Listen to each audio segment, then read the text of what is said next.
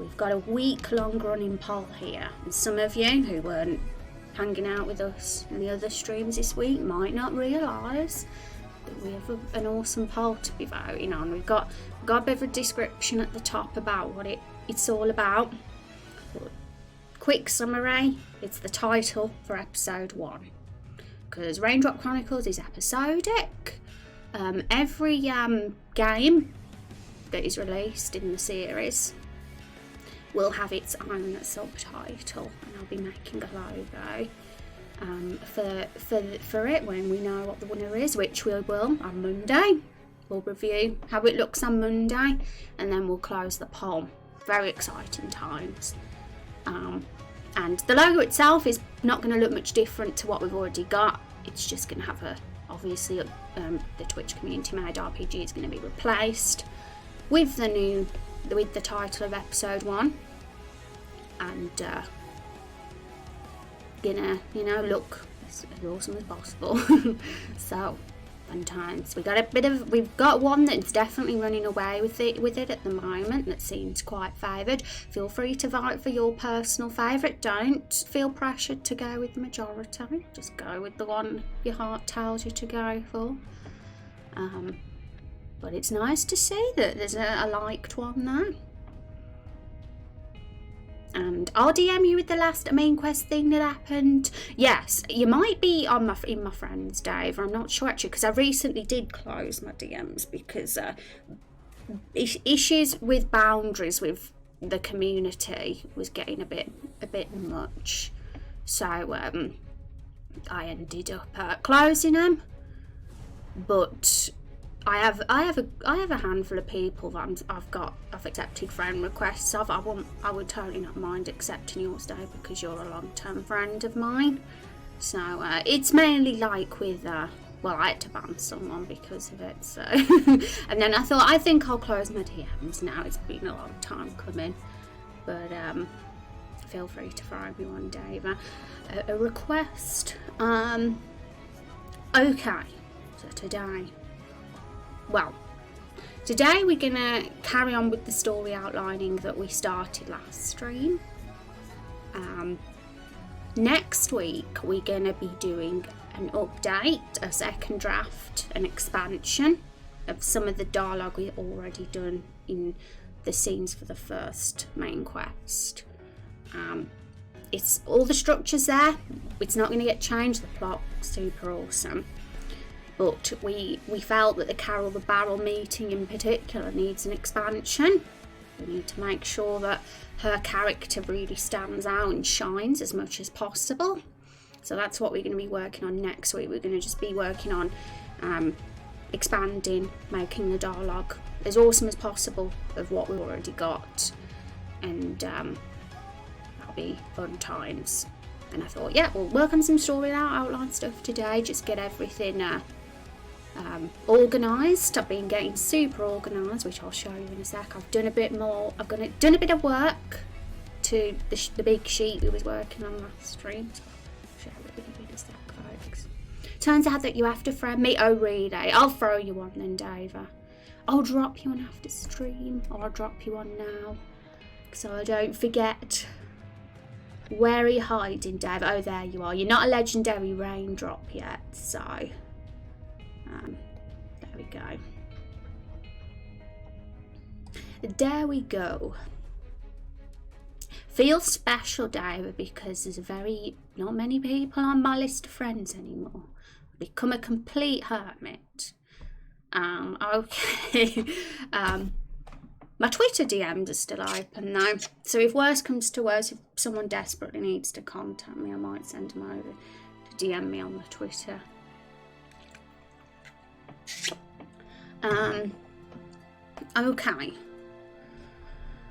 Okay, yes, I'll spam you guys with the poll again.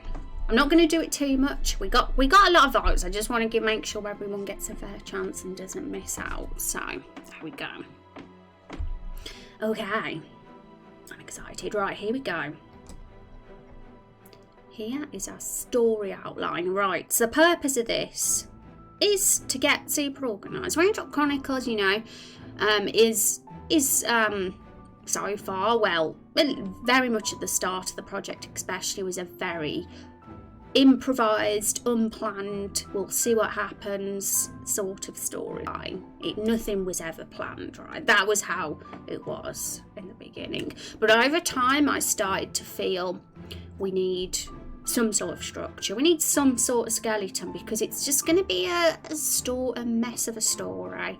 It's not going to make sense. It's going to be a random sequence of events that have no connection to each other, and people probably get, although it'd be quite amusing from time to time, people might be a bit weird. And I started to get very passionate about this project. I started to really deeply care about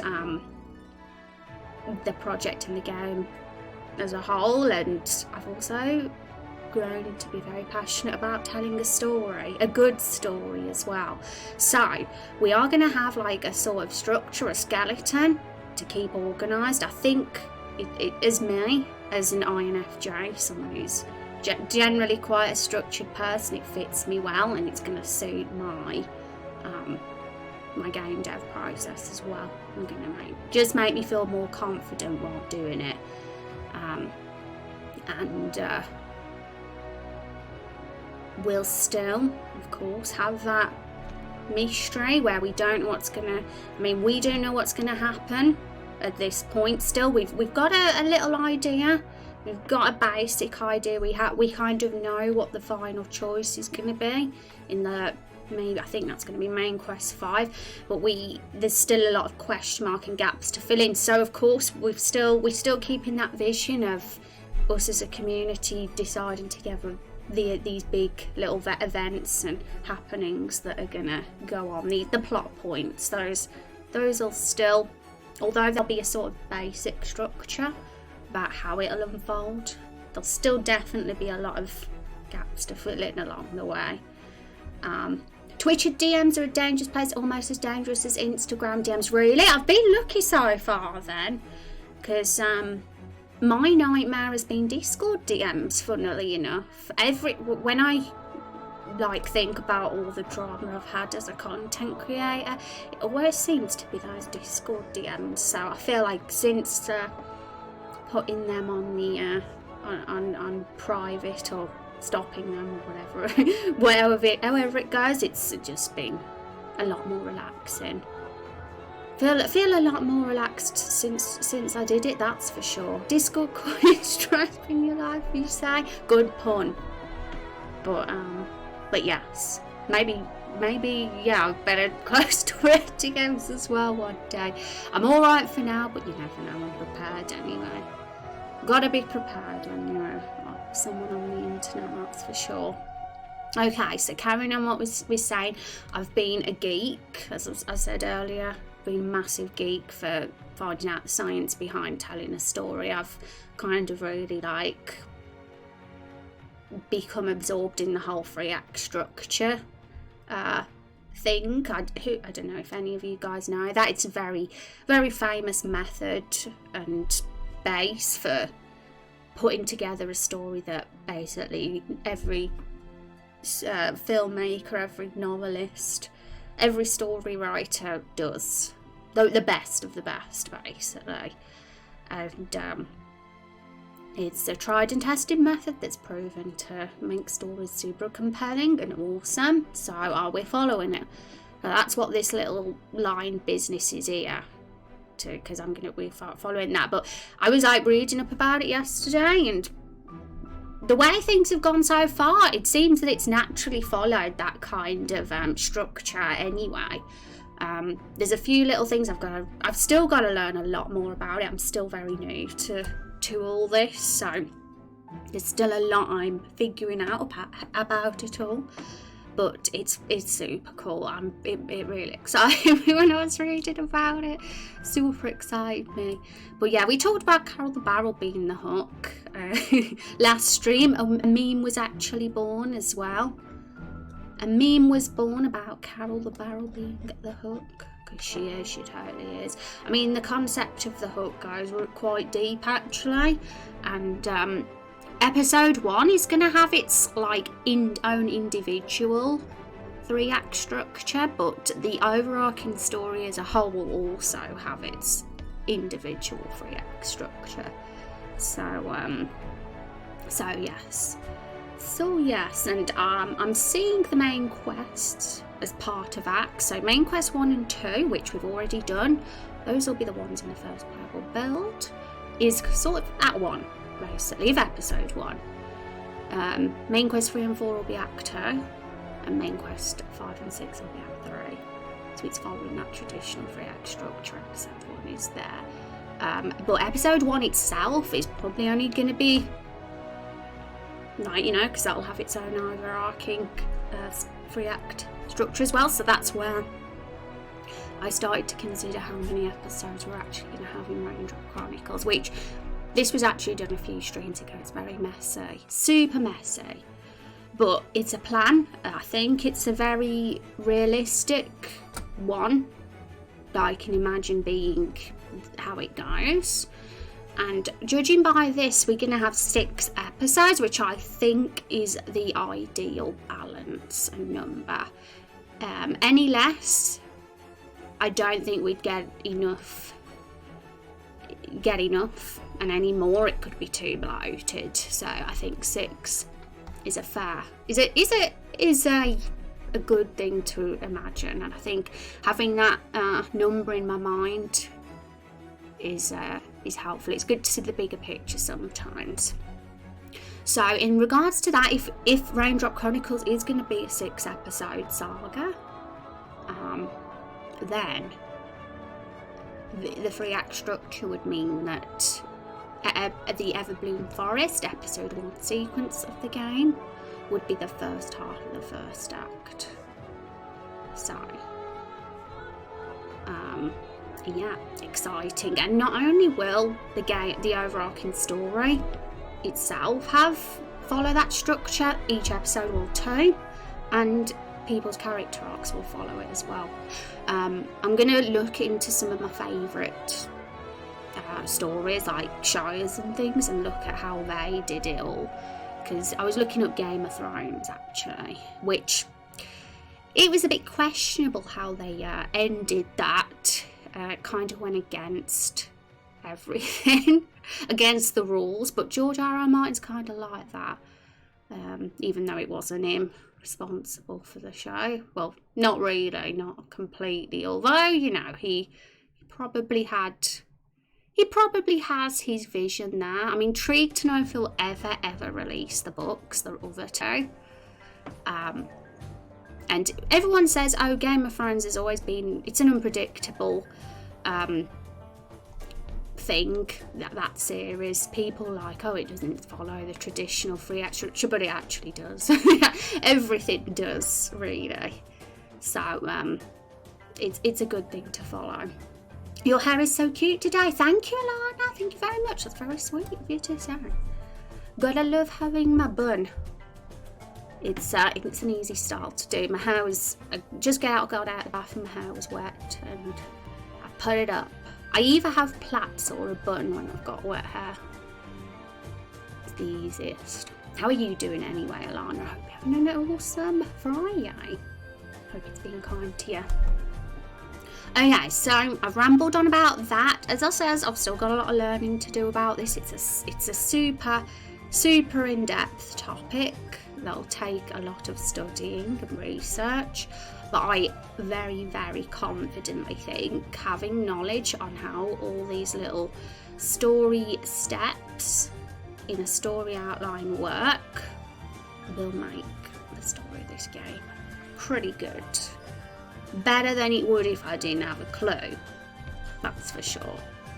So I recommend, if you guys, anyone in chat, write stories themselves, to look up that 3-act structure stuff if you haven't already, because it's pretty fascinating. And okay, this as well, this is the other thing, the moral system. So anybody who's been hanging out here for a while now might know that our game has this moral system. I've actually done a little visual diagram about how it's going to work right now. It might be adjusted just a touch. It might not necessarily be plus 100 and minus 100. Those numbers could potentially be altered if we feel it has to. But that's just the starting point of how our moral system is. So I've given an emoji to each one, and the reason for that is because part of this story outlining is going to involve labelling every single choice made in the game in a very organised way, so I can keep track of it in the most organised, effective way possible. It's going to make things a hell of a lot easier being able to like look at this sheet as a whole and quickly identify the things that have happened, the key things that have happened in each scene. And I'm kind of putting any choices made on the right side, and any main quests unlocked, any characters joining the party, and any external things on the left, and anything's working behind the scenes like choices or romance options, and all that thing will go on the right hand side. And any characters we meet, I'm going to put their sprite underneath the scene to show that we meet that character in that particular scene. So last stream we did it for Main Quest 1, and we'll be doing Main Quest 2s today. Main Quest 2 has a lot more choices than Main Quest 1, so we'll be putting a lot of those in today. At the moment, Main Quest 1 doesn't have many choices, as you can see, but expect there to be more when we do the expansion of the Carol the Barrel scene of Scene 3 next week. Because right now, the Carol the Barrel scene has been very short, and it's an opportunity wasted.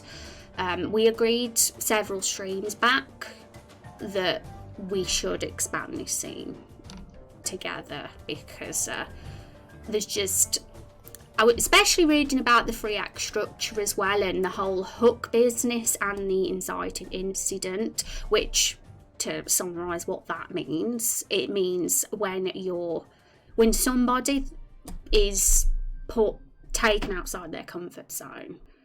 And for Carol, it would be the moment she decides to join the hero. That's Carol being taken out of her comfort zone, because it's a risk. She doesn't like humans, but she's doing that. She's offering herself to join the hero as his inventory, or her or their inventory, because that's her protection. If the hero's stuff is in her, she's going to feel a bit safer, that she's not going to be harmed by the hero.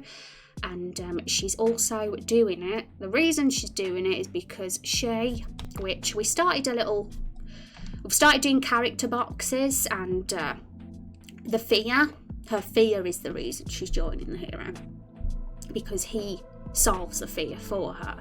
She isn't able to defend herself. She's not a fighter, and she, as a barrel that's recently come to life, a lot of people in Lakefall are scared of her, of course. They're very ignorant. They don't understand that barrels have a right to live too. They don't understand that. So not everyone, some humans might be okay with that, but there's going to be some ignorant ones that, of course, that might want to harm her. So Carol is very aware of that. Her backstory, the time she's survived in the world so far, she's experienced like needing to hide away from people who can't be trusted, because she could easily be broken. They could easily just get an axe and break her into pieces. And how horrible would that be? So that is Carol's worst nightmare, because that will be what prevents her from finding a family. So that'd be awful. And the hero, she feels like, okay, he already knows I exist because I showed my face to him, so I might as well join him and just take that risk. I don't feel comfortable taking that risk because he's a human, but I need somebody to protect me, so I'm gonna gamble on that and just hope that this hero is alright. But I'm gonna be his inventory just in case he just decides that he's gonna hurt me.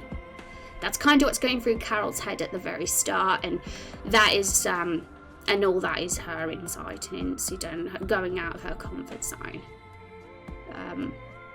because yeah, it's pretty scary to do that. But quite brave, Carol. GG. Okay, let's catch up with chat. Not bad this morning, enthralled by what you're doing. Wish I could create my own game. That's amazing. Thank you, Alana. Yeah, all you need is passion. That's the main ingredient. If you've got well, obviously there's other ingredients. You need time as well, because oh my goodness, it's so time consuming. So if you've got time and passion, then yeah, that's kind of what it's been for me. It's what I've needed. And I had no idea that the 3-act structure wasn't common knowledge. Yeah, believe it or not, a lot of movies out there don't follow it, and it's so obvious when they don't, because it's always those movies where you don't want to carry on watching because there's nothing that really hooks you in. Everything that the masterpieces follow the 3-act structure, right? And that's why we're interested and want to carry on, because all these things, it's a science, and that is really what's going to keep us interested. And I knew about the 3-act structure, but I'm going to be honest, and I really feel like I was wrong. I assumed that it wasn't the method to do, because I thought it's predictable. The 3-act, my misbelief, I guess it's my misbelief, that is, was that the 3-act structure was rigid and predictable, and everybody could see it coming, all the surprises along the way, if you follow this rigid structure. But that's completely actually wrong. It is the way to go, for sure. And I learned a lot by researching about it. And for sure, I'm following it, for sure. And if clever was a separate moral variable from wisdom, there'd be a moral element for each of the triforce for virtue in Zelda. If clever was a separate moral from wisdom, oh yeah, I guess for Raindrop Chronicles, wise it comes with clever, really. So yeah, I think we got a good moral system going here. It doesn't. I think the 3 separate scales kind of makes it a little bit more complicated and layered than just pure basic good and evil. But at the same time, it doesn't overcomplicate things either. If we had more than 3 scales, it could maybe get a bit much, but it's a good starting point. I hope you're doing well, Met, though. Thank you so much for posting those links, by the way, in our general idea discussion. Though it looks like they'll be helpful for the reptile part of things. I'll have a little look at those links at some point. And oh wait, I got that wrong. Bravery is in the green element in Zelda, not cleverness. Oh, is it? Courage, power, wisdom in Zelda. Incidentally, does Carol have a last name? The Barrel. That's Carol to say, the Barrel. It's unknown right now, and I guess we got to consider barrel culture, because they might not have a last name for their family. The Barrels, as we know, they don't breed. They formed their community from feeling of the same kind. They came alive, and they sort of just built that community together naturally, and because they felt comfortable and familiar, and it wasn't from breeding, and they probably might not give themselves a last name. That's a question mark. I think thinking of all these things that make a family and their way of life. I looked at the triangle, the triangle of needs last stream, that every human sort of has, and the basic ones are the basic survival, and then it goes up to like love and belonging and self-esteem, and it made me think, oh yeah, we got to consider Carol's basic needs and how she survives, eats. And we were like, yeah, actually she probably doesn't eat because she's not got the organs and the system, and she doesn't have that complicated body system that human beings and humanoids has. Like, she's just hollow. They're all hollow, all the containers are.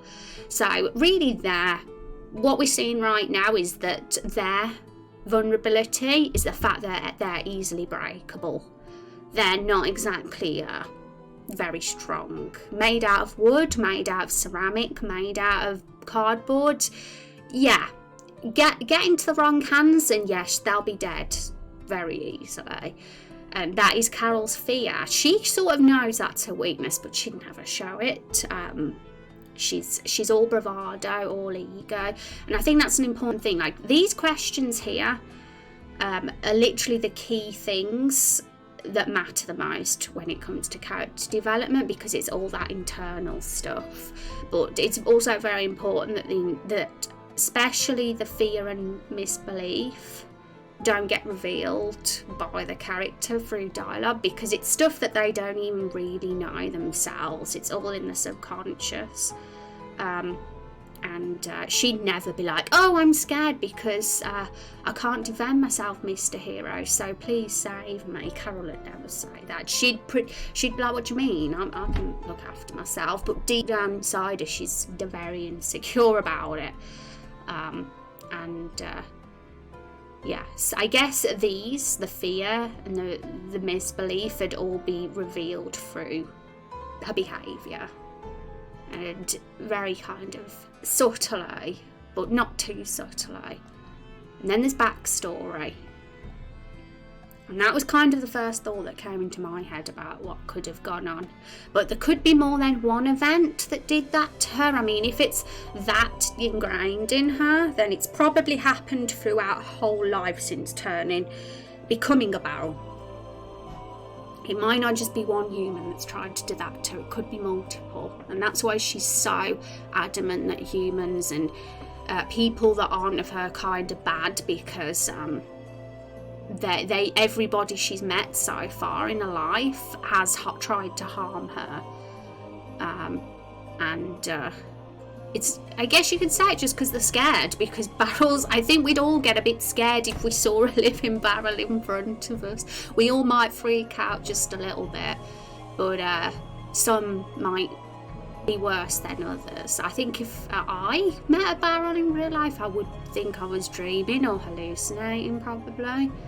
And I'm curious how you guys would act if you met Carol in the street, walking through the street in real life. What would you do? What would you think? Would you get an axe and chop her into bits, or would you think that's taking it too far?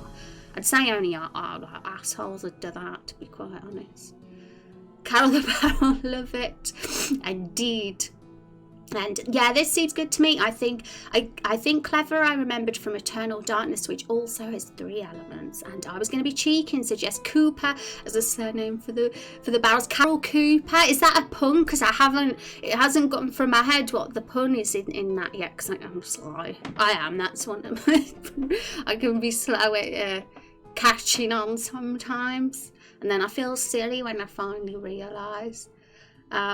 Maslow's hierarchy of needs, good stuff for sure.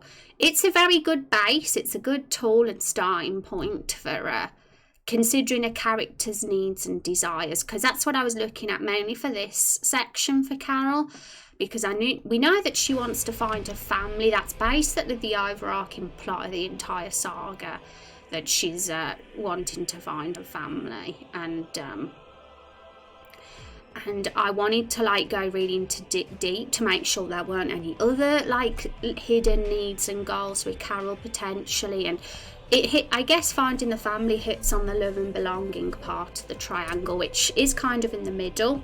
Below it is the survival needs, which is why we probably felt she's probably, as long as she solves her basic survival needs, she'll be free and ready to find her family. Because you can't really achieve the things higher until you've achieved the things lower on the pyramid.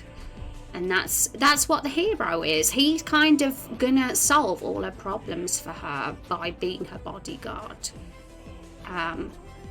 The hero's gonna have his own agenda, I guess, a little bit, which I kind of started doing and written about more here under character development, the hero. So if anyone's curious, feel free to read that document. It's pretty long, so that's why I've put it in here, because it goes pretty in depth with the ideas. And Sid's Cooper is a surname meaning barrel makers. Would barrels have a surname of cooped? and that depends on if the barrels make other barrels or not.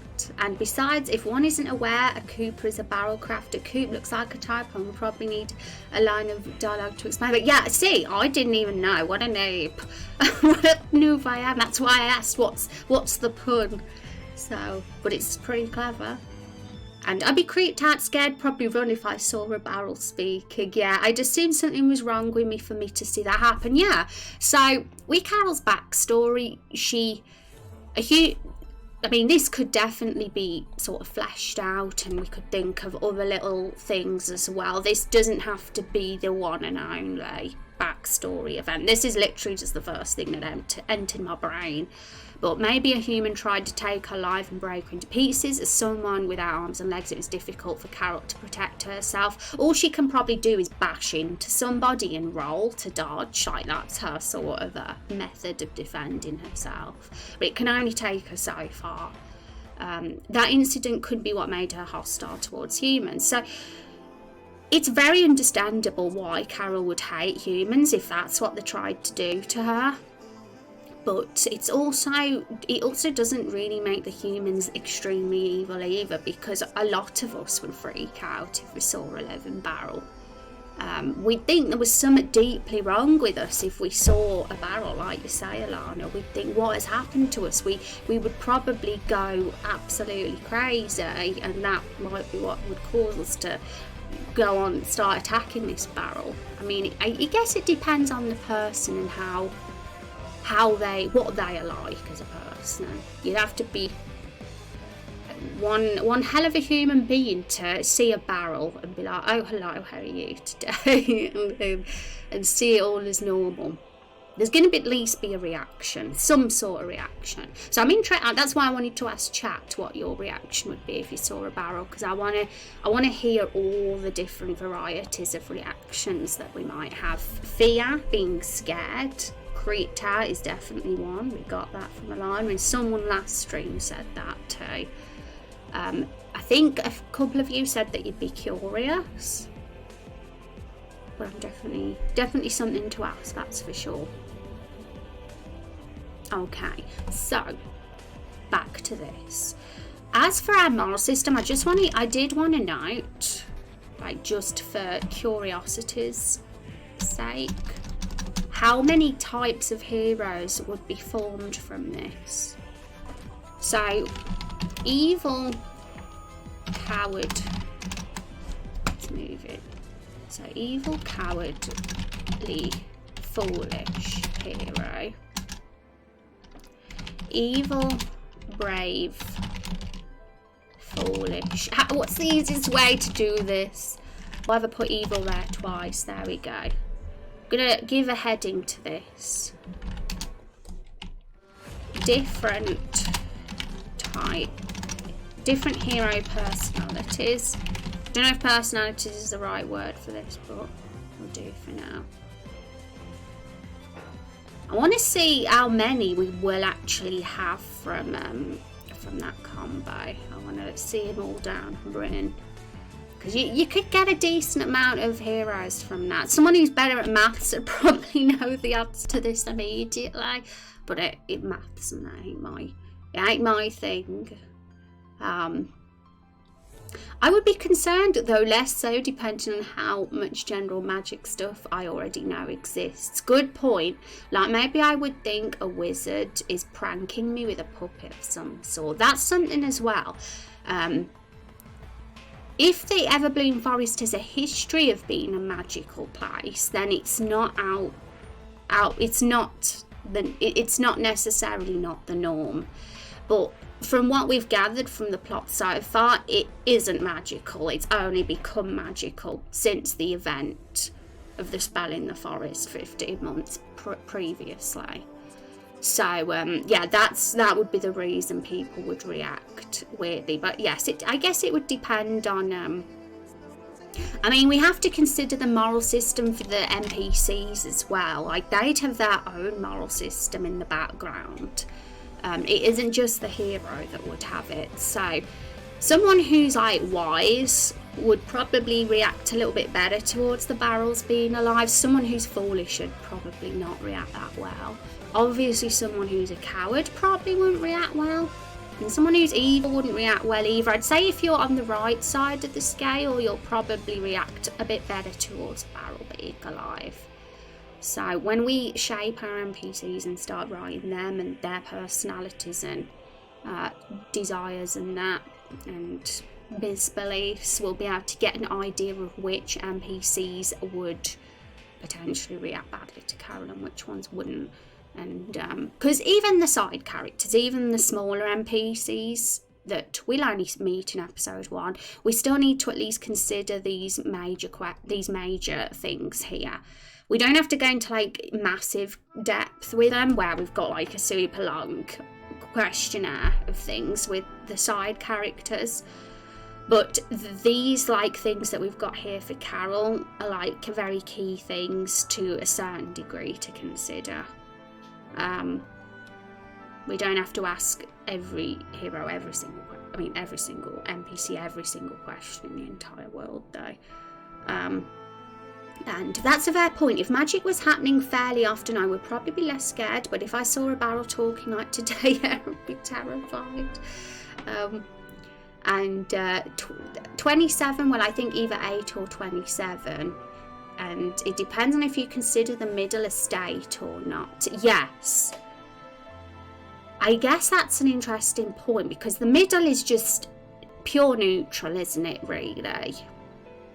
And what would you be if you're not evil, nor good, nor cowardly, nor brave, nor foolish, nor wise? I can't think of a word to describe. You'd just be a neutral. That's the best thing I could think.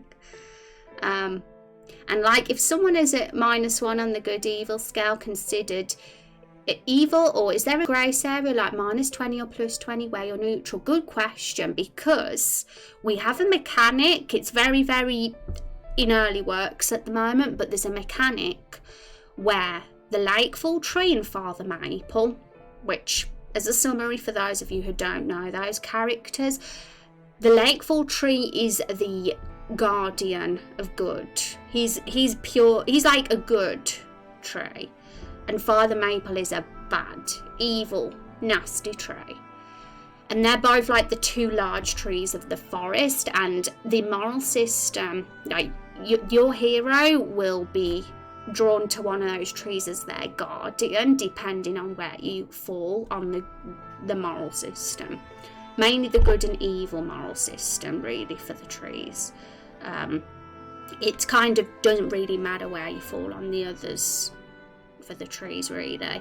But we kind of thought for Father Maple, if Father Maple was like your guardian, you'd have to, you couldn't really be too close to neutral. I'd say you'd have to have at least a considerable like number of minus numbers, at least -20 to be considered Father Maple's guardian, because that is evil. Like if he's evil, you've got to be like going towards evil at least considerably strongly. But if you're like -19 and 0, and maybe in the early pluses, then you are considered a neutral, really.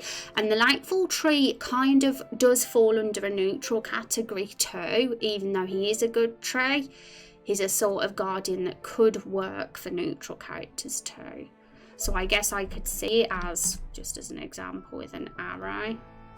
It's going to be a bit messy, but I guess where this grey line is, maybe that's a little bit too far. No, that's too far right, left now.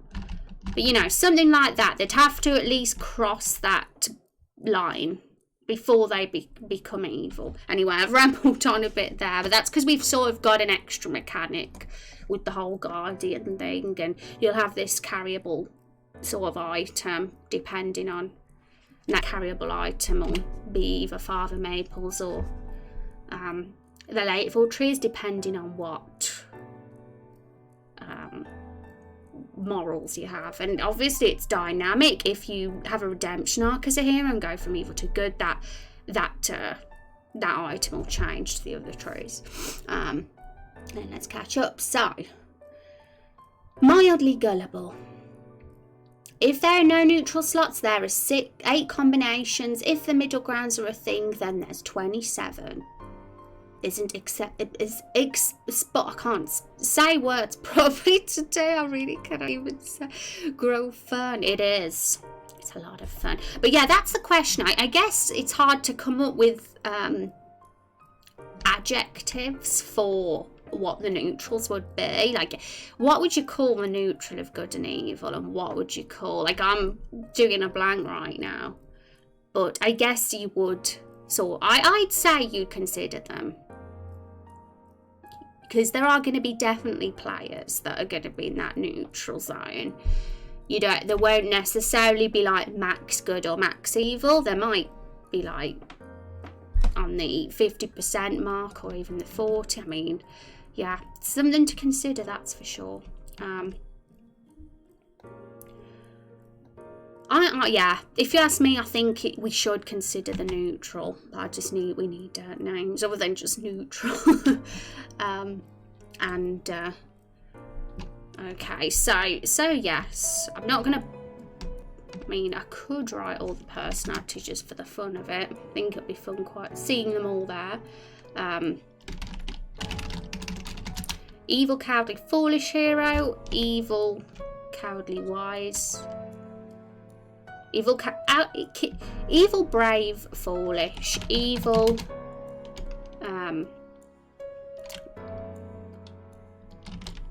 cowardly. I should probably do this in a more organised way.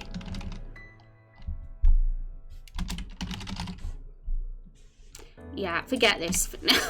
But like we says, we'll either have 8 or 27, but probably 27 because we're going to cut on the neutral. Unaligned, standoffish. Yeah, okay, cool. I'll save those words, Dave, because that might be something we can go with. Thank you.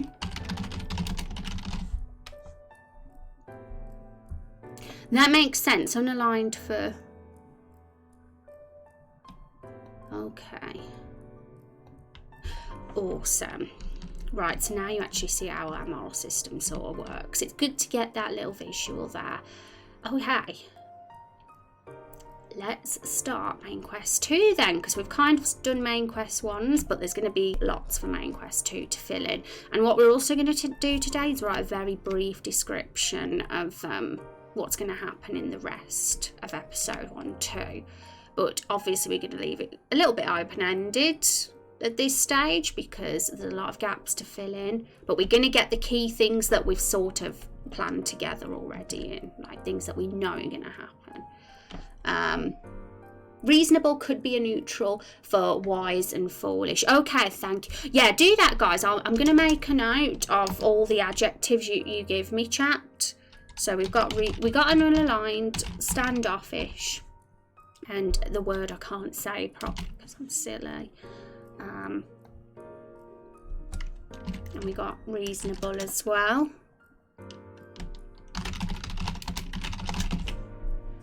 Be good to have those now so that we're prepared when I start to properly program the moral system. And even when we think of how choices will affect certain things, we'll have to think about how NPCs react to different heroes based on where they fall on the scale and things. So there's lots to do.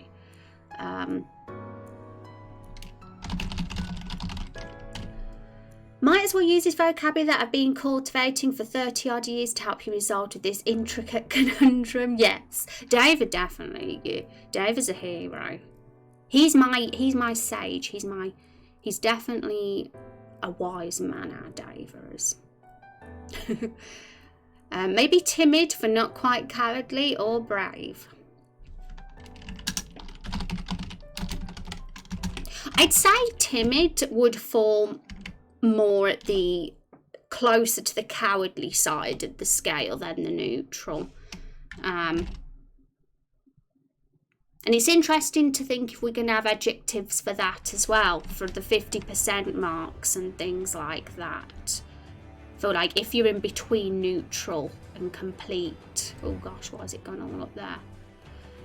For something like here, where can you see where my cursor is? That would probably where timid might fall. So you're not a complete utter coward where you're screaming your head off at every single thing and running away like the cowardly lion in The Wizard of Oz. But you're a little bit afraid.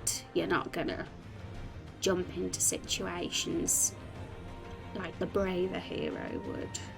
Sounds like Milk, you know how to say toast. Milk toast. Yeah, I did it. I'll try to make a chart of the combinations. Cool, Matt, that'd be fantastic.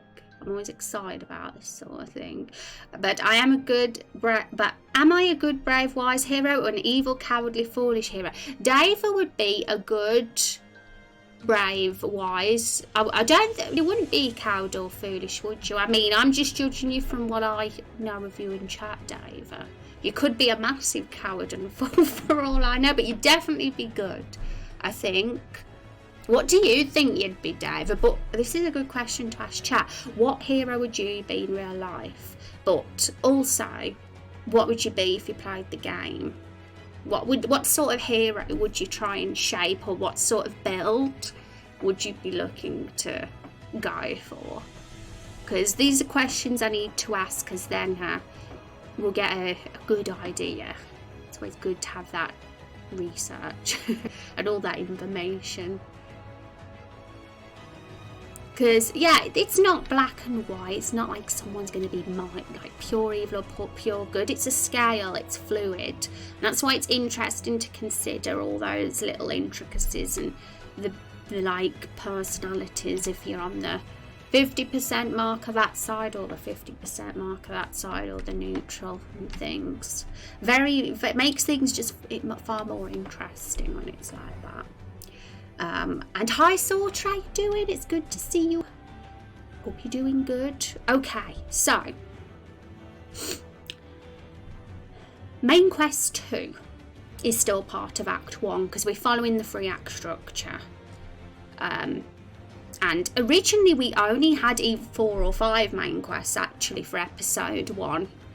But obviously the last couple of days I've decided we're going to follow the 3 act structure, and I've figured adding 6 is a nice rounded number that will neatly give us 2 quests per act. Just keep things a bit tidier then for us. And I think the way that it's going, it's not going to hurt to add an extra main quest, because all the climax, that time when we find out who's going to populate, like fall out of the humans and reptiles, and all that conflict and that big battle is going to happen, will probably be around main quest 5. And the main quest 6 can be the resolution and the tying up loose ends and the beginnings of the setup for episode 2. I guess that could be what main quest 6 will be. As for, I've labelled it as inciting incident, and we don't know what the inciting incident's going to be yet because we haven't really written the scenes or of the little events or plot points that are going to happen in Act 3 yet, but we will have an inciting incident. We'll have to think of one, because we gotta have that interesting thing to leave us with as a sort of cliffhanger. So people are excited to play episode 2. And I definitely think that the first main quest and second act is a hook, because we're finding out about Carol, we find out about her desire of finding a family in the second quest, and we'll slowly find out about her fear and that as well in these beginnings. Especially because we're going to expand the dialogue and we're going to work on that next week. I'm going to use this sort of box as a tool, so we can make sure we stay on track with Carol and we tick the boxes and that she stays consistent based on these key things about her. And we'll be using that, we'll be doing boxes like this for all our major NPCs and PCs. And we'll be doing them for side minor NPCs too, but probably to a slightly less of a degree, just a little bit more brief probably for them. Hello, how are you? I'm doing good, sort of. We're working on our outline. We're getting like, we'll have like this big massive sheet of everything basically. That's what this is going to be. It's going to be the sheet of everything. It's going to be the thing I review to make sure, like, to take everything in regards to the story, the main quest line of episode 1. Also, I'm going to give you a sneak peek in someone else as well, guys, before I start with the main quest 2 section of the outline. I've become a massive geek. This is why I'm a geek, because we're going to have scene cards as well. We already started having scene cards a while back, actually. When we did the fruit scene, I started scene cards then. But I want to do them for all the scenes, not just the major scenes, because it's all a cause and effect. And it also makes sure that every single scene you put into your story matters and has a purpose and a place. It's not filler basically. You know that it's there for a reason. So I'm strictly going to do that because time's precious. I'm not going to make a scene if there's no point. I'm just wasting my time and everyone else's time, and it'll lengthen the development of the game unnecessarily. So obviously this is very, very story heavy. We can have lots of dialogue, lots of scenes, but only scenes that are gonna, you know, make the plot more interesting. We're not gonna just add scenes just for the sake of it that have no purpose for being there. So for that reason, I'm gonna have this thing to follow. It sort of is a summary if you're curious, any fellow storytellers in chat. This little template was done by somebody who made a book actually, and it's a very people very much recommend it. And I think Lisa Cron was the author actually of this template, I believe. If that's the name, I think it is, according to my memory. But it talks about what happens in the actual plot, like the things that we say, and then all the actual reason we've got it there in the first place, and how it's going to transform the characters. And that this part, the bottom boxes, are actually the main bit, the thing that's important, and why we're having the scene in the first place. If we can't think of why it matters, then that's a problem. But we did, sort of.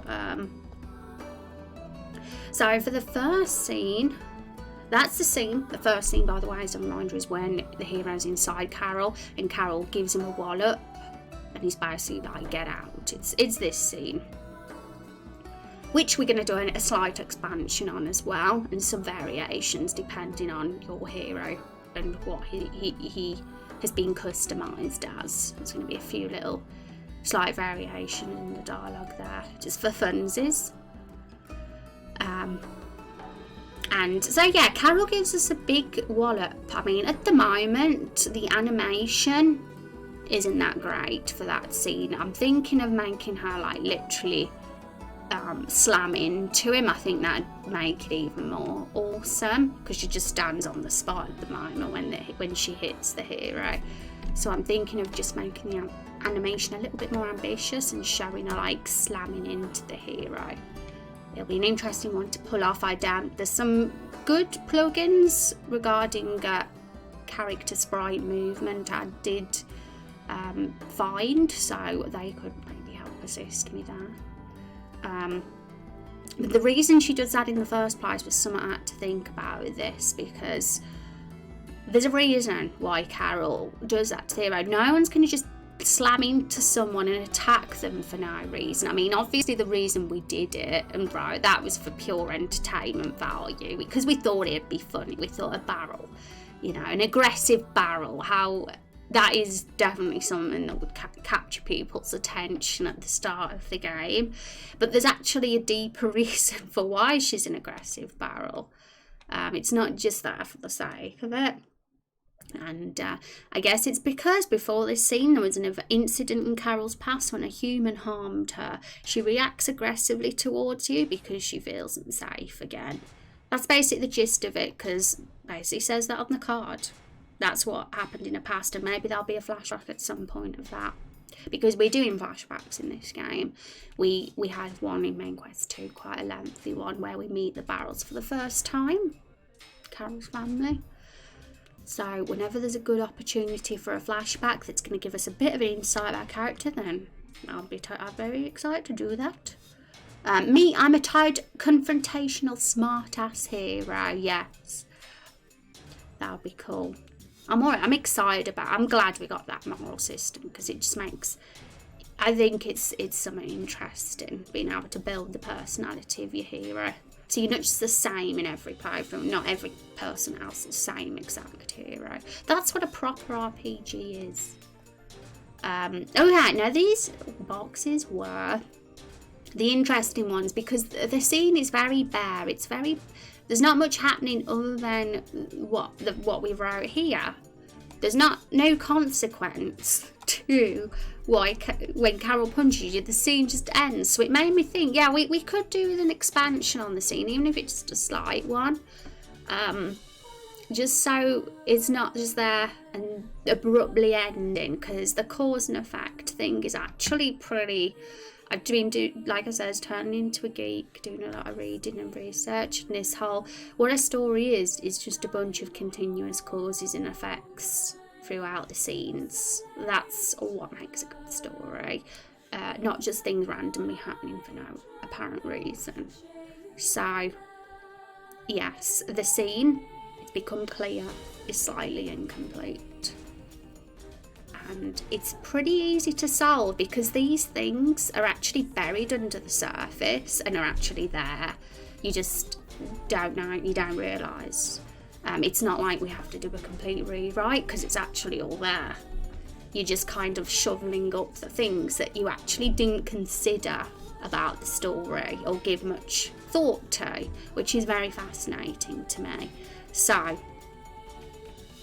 this is what I thought, and I actually have got the sentence written here. As you can see, it's there when I'm highlighting over it. I just changed the text to blue so that all of you wouldn't see it at first, but I'm going to put it back to white now. Okay, so my idea was that which we're going to be doing next week, folks. We're going to just be working on expanding these Carol scenes just a little, so we can really make it even better. So my idea is that the villagers nearby hear shouting, and they ask you, the hero, what's going on. And this will be after Carol's said what she's needed to, and Carol will quickly hide away at this point and hide her face, because obviously she's not going to want to be seen by the humans. And it'll be a good way to sort of naturally bring in the Lakefall villagers into the scene, because they're there too. Lakefall's got a lot of NPCs probably wondering about going about their day. You'll obviously be able to talk to them before you go into the forest if you'd like to. So they're going to be there walking outside. It's not like it's a community, a village of nobody there. Somebody's probably heard some shouting. That would be what would have happened in real life, right? If people were shouting, someone as loud as Carol, someone as loud and aggressive as her, giving someone a good thumping, people nearby are gonna hear a bit of commotion. So only naturally someone's gonna run over and be like, what was that? So that's what's gonna happen, and it's probably not gonna go on for too long. Like I'm still for keeping the very opening scene not like super long or anything. There's just going to be a little couple of extra dialogue interactions from a human NPC. They're an unknown human NPC at this point, because we haven't developed the Lakefall NPCs properly at this moment in time. But eventually we'll figure out which NPC this will suit being, and we'll make them be the one that says the dialogue. But my first idea was probably that they'll say, what was that? when Carol's been shouting, she'll quickly like hide. We could even give her a facial expression where she has big eyes and panics. Because I'm all for doing some more Carol Barrel facial expressions. That'd be fun. So there could be a human that's like, what's that noise? And runs over behind the building. Carol, as a like worried expression on her face, quickly hides her face to pretend she's not a living barrel. The hero is obviously still standing there, and you will probably, as the hero, be able to say something. Well, you'll be able to have a choice. You'll either something like, nothing, or obviously nothing's a bit boring or something else. But one of the other options you could be brutally honest and say, there's a talking barrel here, what's going on? But the girl probably like, don't be daft. Don't be silly, there's no talking barrels here. Oh yeah, the forest has, things have been, it has become more dangerous recently, but no talking barrels. Like, it kind of will start the setup of what's going on in the world, what's been happening. So that little natural introduction of dialogue of, the forest has become dangerous, like just introducing to us as the hero what's going on in the forest, and that only makes sense. There's a good way to introduce it, because we was going to have to do it somehow. So that's kind of what I'm imagining at this point. And what was the realisation?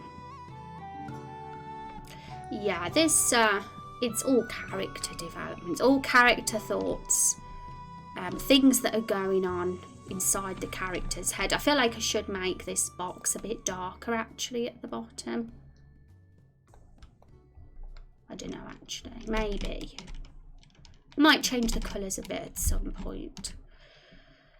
So yeah, basically Carol, that's the realisation. So Carol realises, because it's a realisation, that she needs to be careful because there are a lot of humans in this village that might harm her, and so Carol decides to hide herself and not appear under any circumstance. So that's already happened. That will happen when the villagers hear the shouting and ask what's going on. Carol will have a shot face, hide herself, and just not show herself. But the fact is, I mean, we haven't filled in the others yet, but eventually we'll do these together when we get a bit of time. The fact is, something we do know, when Carol joins the hero in scene 3, is she leaves Lakeful, approaches the hero pretty confidently. She's like, I mean, this dialogue's still a work in progress, by the way. As you can see, it's to be continued, so it's unfinished. This is what I'll be working on next week. So I think we just need to make a slight edit, and I do absolutely adore this dialogue. I think I love the cheek. I love the voided extended warranty thing. It kind of proves that Carol's actually not naive, even though she's only lived for 6 months. How the hell does she know about that? Interesting, right? That Carol actually isn't just a naive, gullible barrel that doesn't know anything about the world. She actually is quite well informed, and she's very sassy. That's something to consider, and that has to be there. That is actually the case, that the barrel actually, despite being new to the world, not naive. Oliver's a little bit naive, but he's probably the only one. But I think if it was going to have a slight edit, she'd have to the question is, how would she have got out Lakeful without any humans seeing her if she's this scared about being seen? I mean, she would, like we say, she'd never show the fear. That's important. She's still got that ego, that confidence, despite being secretly afraid. So she'd probably just be like, what do you mean? I just walk right past them. I've got nothing to fear. She'd probably say something like that to the hero. Okay, so we'll fill in the rest of the cards another time, because I really want to work on getting the rest of this outline filled and adding the all the player choices that we've got so far, because thinking just off the top of my head of how many choices we've got, I actually don't even know. So that's a reason why we need to get them all down, so I can see them all and not forget any of the key choices in the game, because the pushing the Fiona in the lake is just one of many right now, and I can't even think of what they are other than the fruit decision, and there's definitely some. We've got to get them all down. Okay, so Carol and Rose, scene 1 of main quest 2.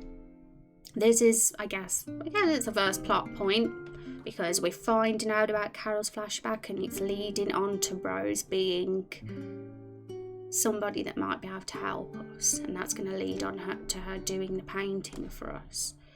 But it is the first plot point because it's really the time when we find out what Carol's goal is and her desire to find her family, which really kind of is going to become that overarching plot for at least the first half of the game. We don't know what episode we'll find the family in. It's all going to depend on whenever it's the right point in time. And I'm going to give you guys the link to the poll again in the Discord, just as a reminder.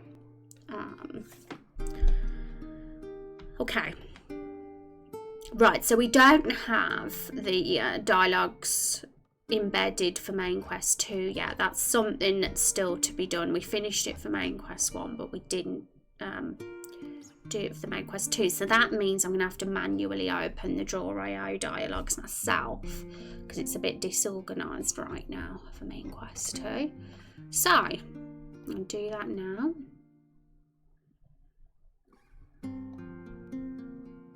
So it's the first scene with Karen and Rose. Now I've got a lot of things to open here. So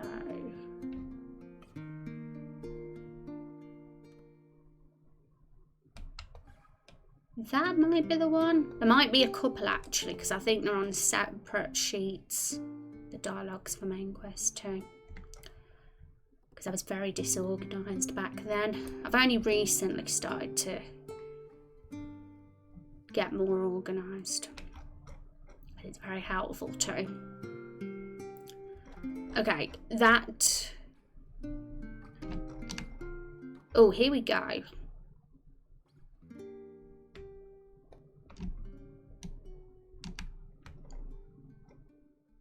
This is the first part of main quest 2.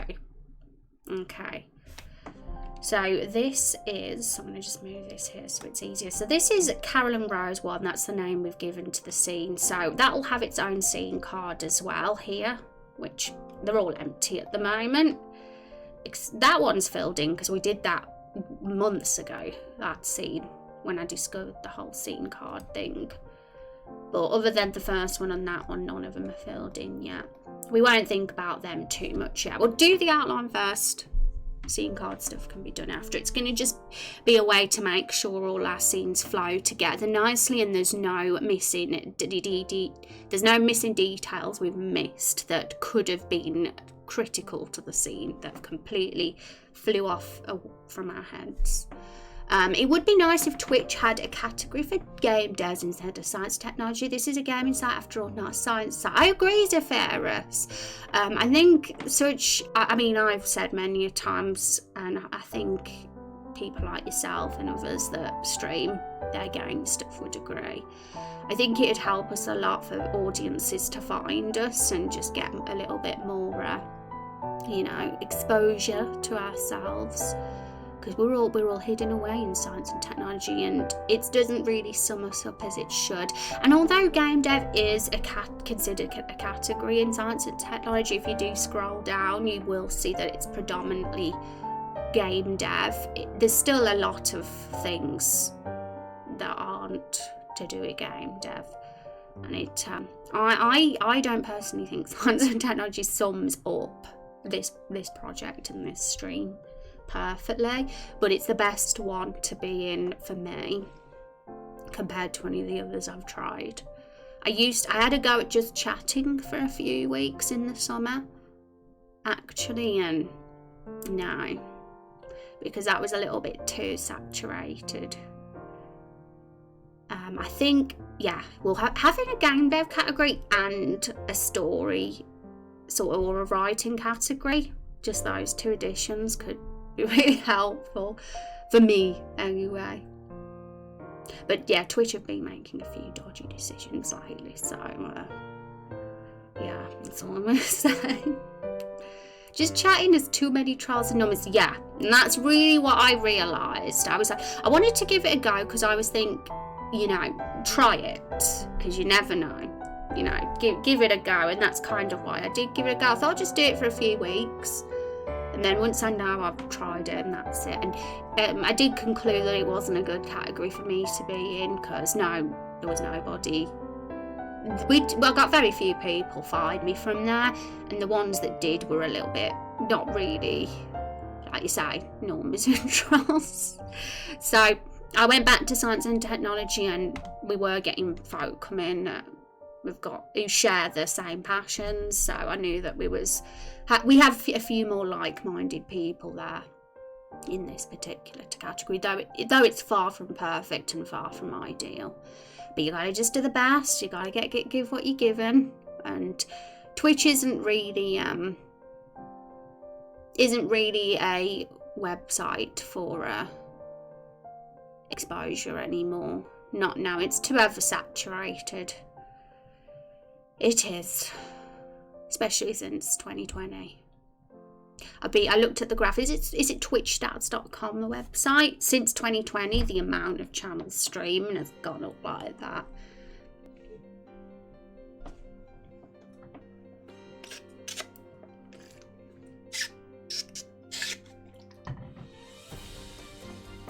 Okay, Carolyn Rose, where were we? Okay, so we're going to be looking mainly of any new characters we meet in this scene.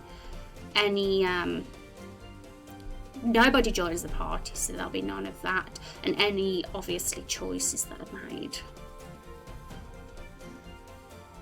So there's no new characters that join us in this scene. It's literally just the hero Rose and Carol that have a conversation together. And I'm looking now to see where our first choice is. Here we go. So we had that one.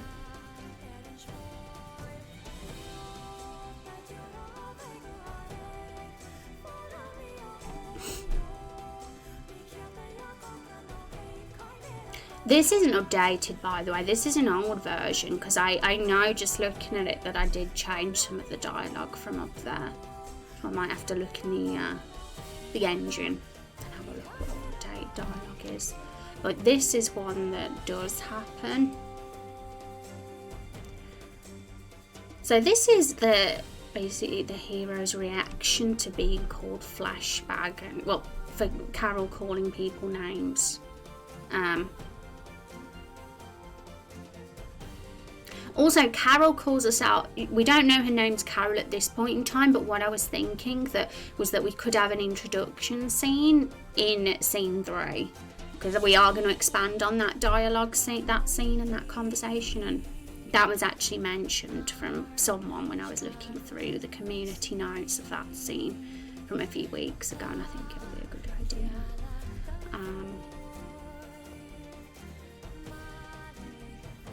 Okay, so what we'll do is copy. We have the same plus, we have a bravery or compassion choice here, I see, and a Carol romance point. Okay.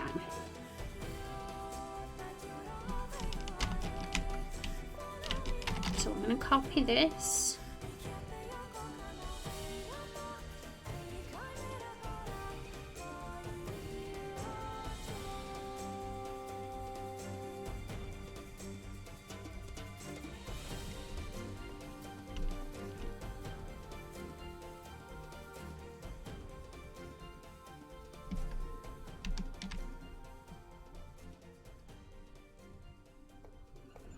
We'll change the arrow colour.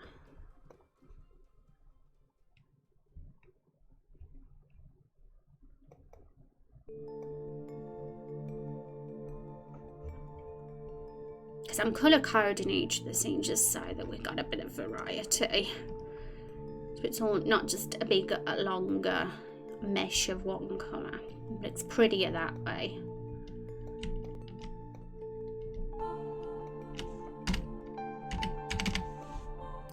Okay. So it's compassion and bravery. We don't have a wisdom point here, but we do have a romance one. So what I'm going to do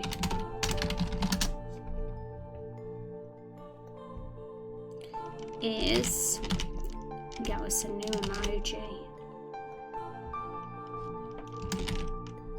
A love emoji. And we already used the red colour for evil, so I'm gonna just turn that to white, I think.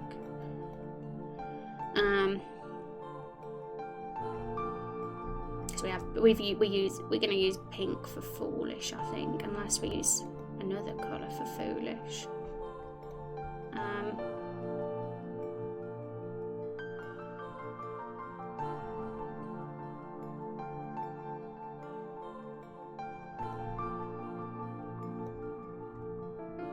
That's fine, we'll leave it at that.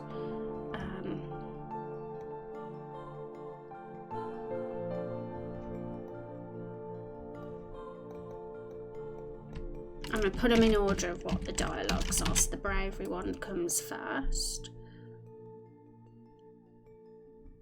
Okay, so now we've got to add a bit of labels because we want to know the context of this.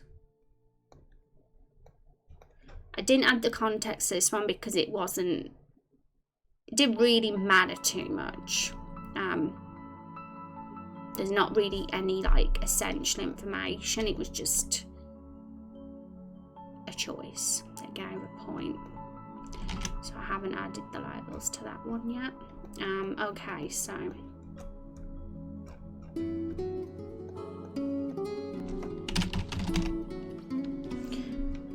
that's for Carol, and a plus heart for Carol because we got a romance system in Raindrop Chronicles. It's not really fleshed out yet. All we know is it's going to be something that begins in episode 1, but will expand obviously as we meet more characters along the way. Carol's the only 100% set in stone romance for so far. Like we're going to just consider the ones that are romanceable in episode 1 while we're doing episode 1 development, and Carol so far is the one. There might be some others though, but we'll figure out that as we go on. Highline, a game dev used to be a category of its own. I don't know why Twitch changed it. Yeah, there was a creative category as well that was a very great category where everyone could go together for general creative, which I thought was a good one as well, but they got rid of that too. Yeah. We gotta just manage the best we can, everybody, despite the terrible decisions. And figure out how to be awesome all on our own. Because they aren't gonna help us.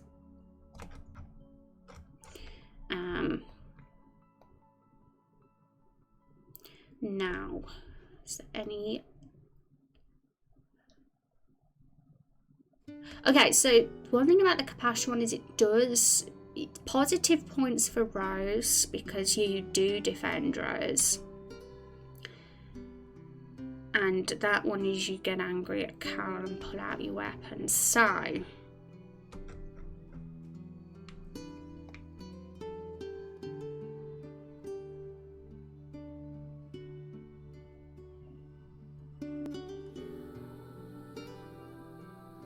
we've got a compliment and insult Fiona, so we could follow that same sort of wording, although it isn't compliment, it's more like defending. I'm looking at the thesaurus actually.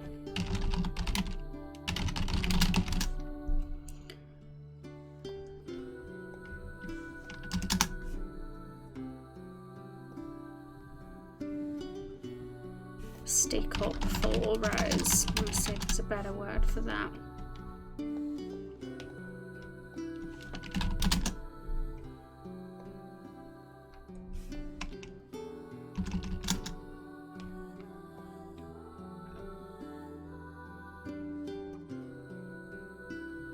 defenders, I guess, but...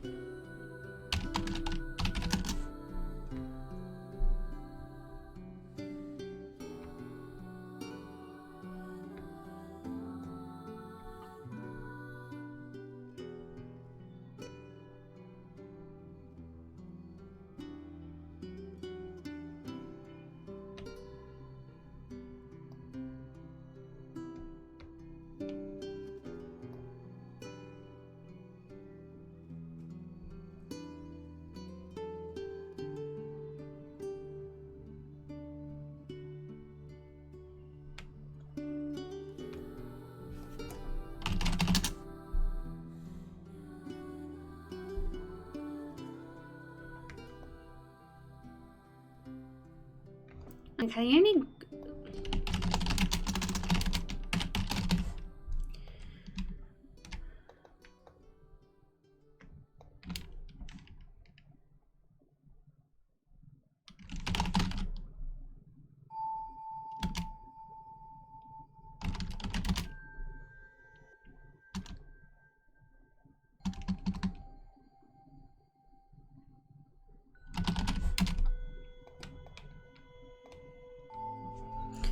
Okay, so I think these are very important points I have to notice, because then when looking through I'm seeing negative and positive behaviour towards certain characters. So if we do decide to expand upon the romance system, for example, with a sort of friendship system, that has to happen before, then things like if we decide to have a sort of friendship system too, these sort of things could affect that. Like obviously scolding Carol would be a bad thing and wouldn't give plus points for her, whereas defending Rose would give points to Rose. So not only are you getting a bravery point, or a compassion point, but you're also getting a point go to Rose as well, because you've done something positive towards Rose. And same with the Fiona thing. Insulting Fiona would be you'd lose friendship points with Fiona there.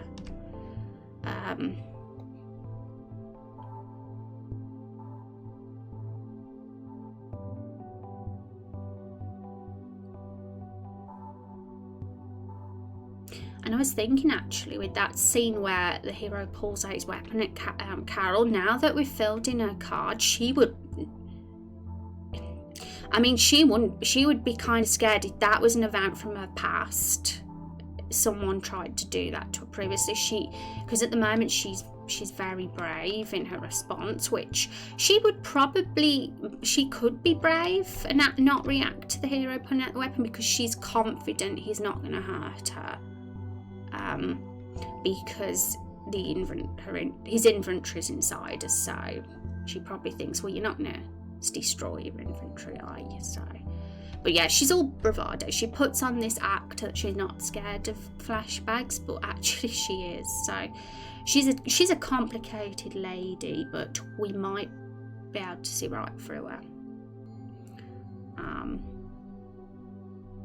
Because I think that shell, that guard she's putting up will slowly be revealed, or slowly to us as the game goes on, when it's becoming clearer that she's actually quite vulnerable. Okay, so that was one to get in. I don't know why it's going all the way down there. It's weird. But oh well. And is there anything else other than that choice that happened in that scene? So we got the Carol romance point. We've got the... What I am going to do, I'm actually going to...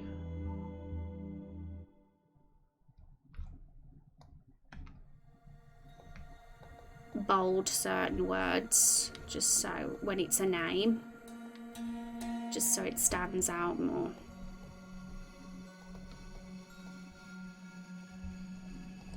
So we know what NPC gets affected.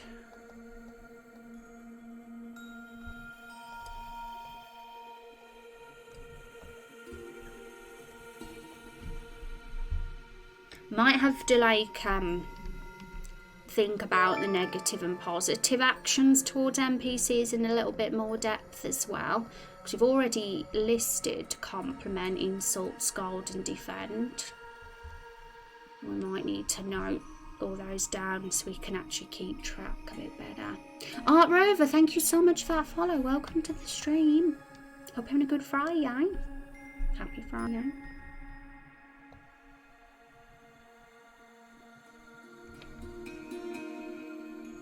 So although we're gaining a bravery point for Sky and Carol, we are going to lose points with Carol as well.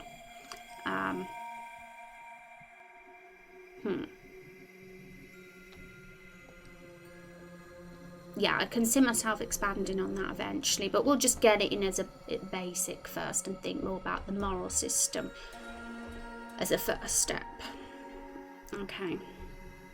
So I don't think there's anything else in this scene.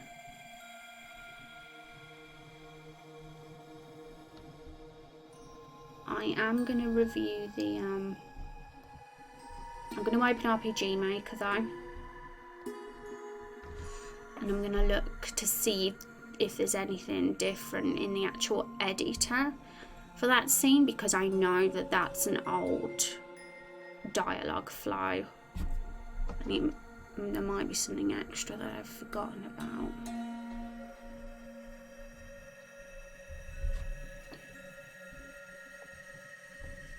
So here we go.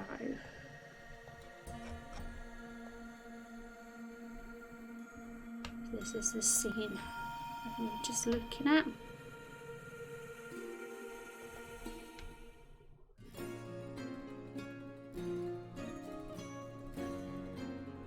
I'm already hungry and I just had lunch.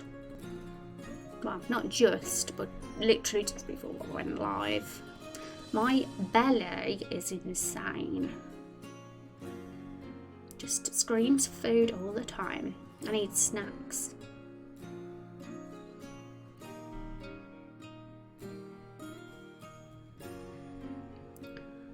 Yeah, there is definitely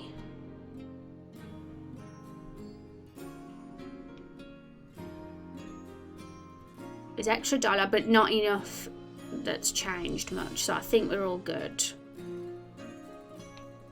We've noted the main things down, so I'm going to cross that off now. We're going to move on to the next scene. Now this is a flashback, so there's probably not going to be any hero choices in this one, but there are a lot of character introductions.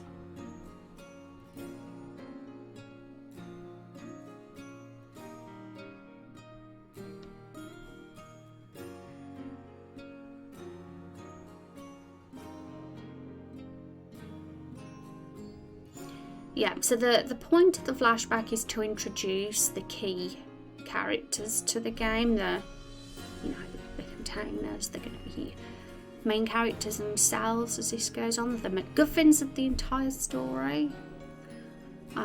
We're trying to find them, so it was important to make them lovable and really interesting and make us want to actually care about where these characters are. And yeah, we set up them and their personalities in this scene. So, there's no choices because it's a flashback. We've just had character introductions. So what we're going to add to our outline here is their avatars. Well, their sprites, should I say, just so we know. So I want to keep track of what characters introduced and when in the story as well, because it's very easy to forget that stuff. So I'm going to drag them all here. That'll be it. I don't need any more information for that.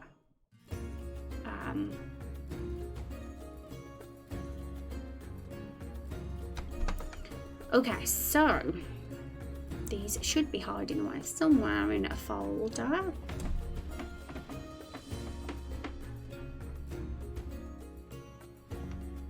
I've got no snacks today as well because I've gone hungry, but there's nothing I can have to eat before dinner because I ate it all.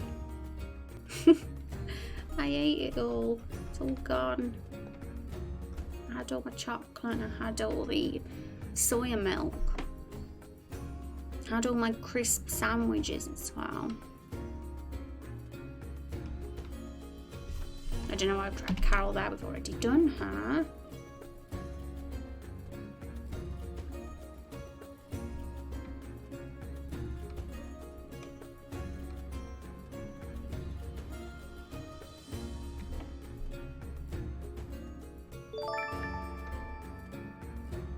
Thank you, Charles, for that follow. Welcome to the stream.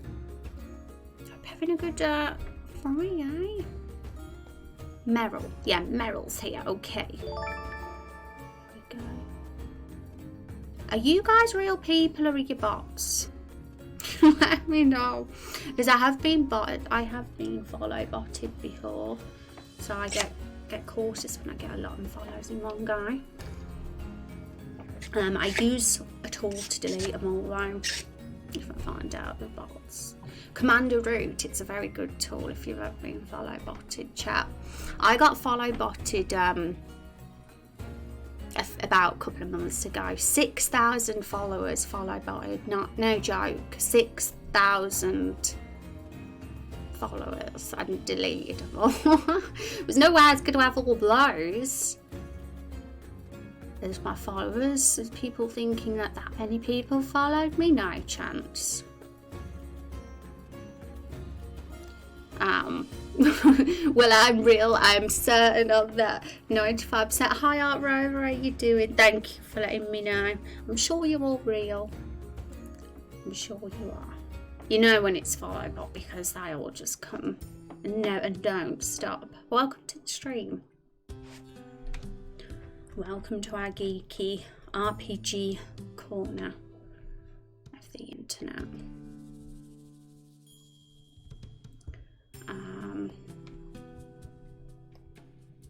Oh no, that's not the right image.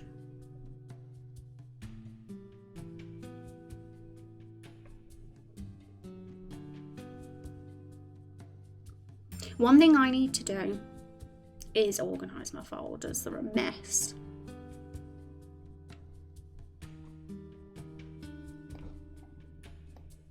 Woody.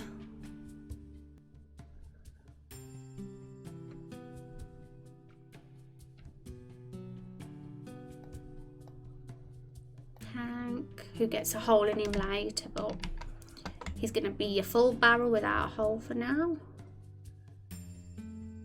Who are we missing? Alvera and Oliver, right?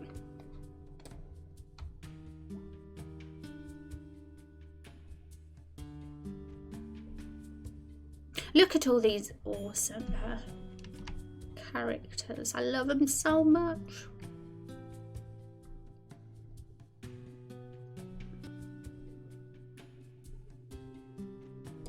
I might have to use the search tool.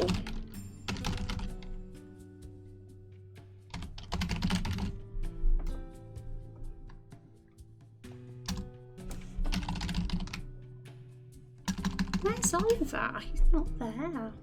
Oh, there he is. He's called Cookie Jar, not Oliver. That's why. That's why I couldn't find him. Okay, so I'm going to put them in order of who speaks first.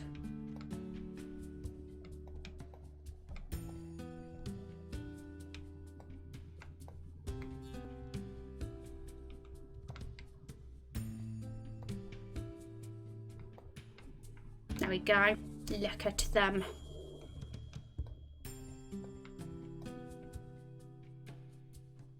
Hello, Hydrosaur. How you doing? I've complete Draxor. There we go. I was gonna say I've just butchered your name. How you doing? I hope you're having a good Friday.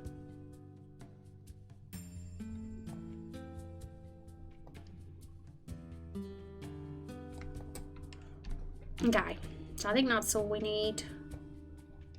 I want to bring them a bit closer, but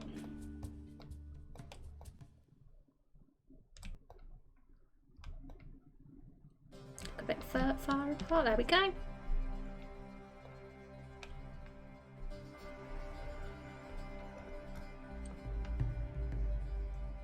Scene 2, Cow's flashback, and I don't think there's any more information we need to know there. Scene 3 time now.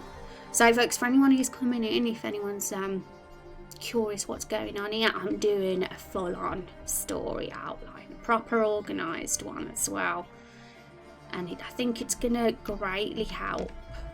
I'm going to do this for every episode in the future from now on, because I'm kind of obsessed with this little organisation I've got going.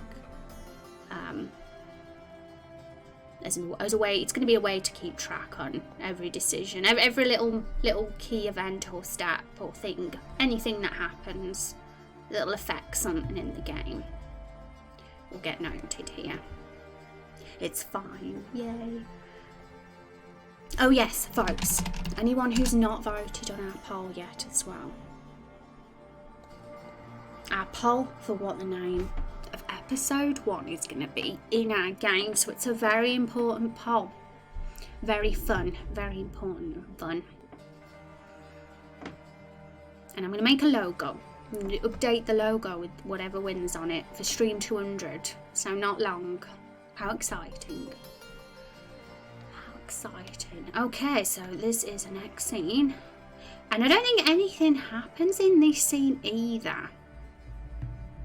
You know, there's no choice in this scene. It's literally just Carol having a monologue, rambling on to herself. That's all that's happening here. But it's going to change. There will be a choice here because mainly to do with, where is it? Ideas discussion. This section here, this character development, the hero document, it's going to be here.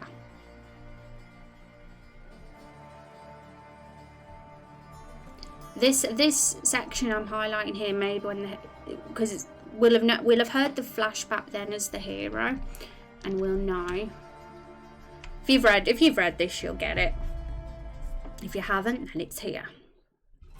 If you're curious. So we'll literally just get a choice.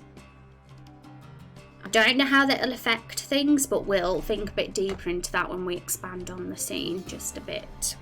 The scene will stay the same. There'll literally just be that extra bit touch of dialogue in it. And whatever you say out the two might alter things just a bit as well. Loving the results on the polls, guys, and all those votes. Keep them coming. I forgot to ask before, do you make your own art sprites for the game? Thanks.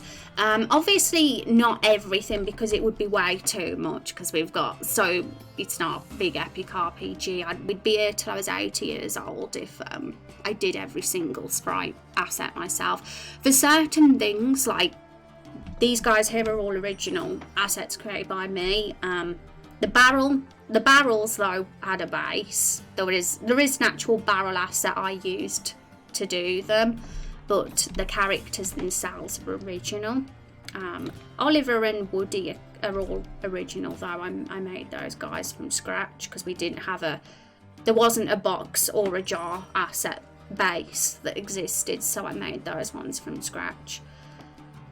So, you know, in certain occasions, an opportunity to create an original character, for example, or something that's unique to the game that needs to be original, then yes, I tend to do it, but that's only like a certain percentage. Obviously, it's a lot of it is already assets that already exist out there, because it would be very difficult. You know, art is very time consuming.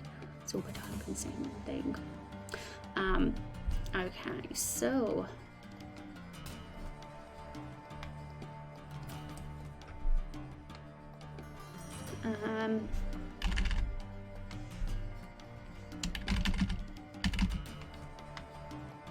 but yeah, that's another reason why I love these guys so much, because I made them. I made them, and I'm damn happy about them as well, because I think they're very, very unique. They're pretty unique, I think, and with the help of chat. If it wasn't for chat, we wouldn't have even had the ideas. Chat thought of the bra and the Elvira having this smoking pipe, and I think it was Chat's idea that we bring a box into the gang as well. So it's everybody's creativity, everybody putting their heads together and thinking, that's got us this awesome group of characters. And thanks, it'll be very time consuming indeed, yes. I mean, it depends on the game you make. If you're making a shorter game, it's not too bad. But for the nature of this project, the fact it's going to be an epic RPG saga, like a big massive world, it would be very overly ambitious for me to do every single asset. You know, I would be an old lady for sure by the time it all ended. So you kind of have to, with a project of this nature and this scope, you kind of have to figure out what you're going to focus on yourself and what assets you're going to take from elsewhere for help. So it takes the burden off your shoulders just a little, because it's a lot for a solo developer, a project like this. So naturally, it's my job to sort of decide what I'm going to focus on more, what I'm going to put most of my energy into. Okay, so yeah, nothing there for now for scene 3. It's a lot more bare than I thought, actually, main quest 2. I could have sworn there was way more choices and decisions than this. But I think it's because they're coming now in the next scene, that's why.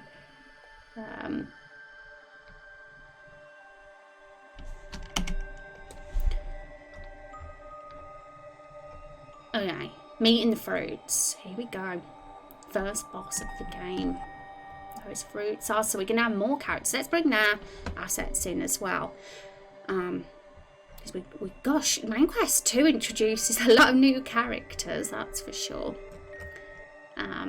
But I think I pulled it off quite well with the scenes, because I introduced them all slowly, one at a time, and their personalities and characterizations very distinct. So that helps.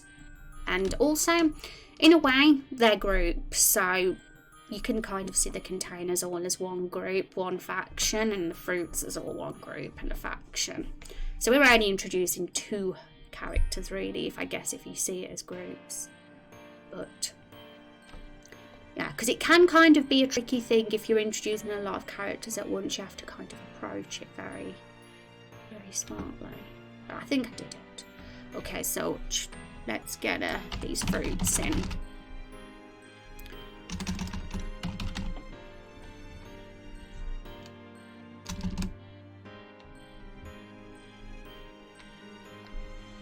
I'm going to do it in order of appearance again, so it's tomato first. Is this it? No, we're not. That's their battle axe, so we're going to put the sprite in.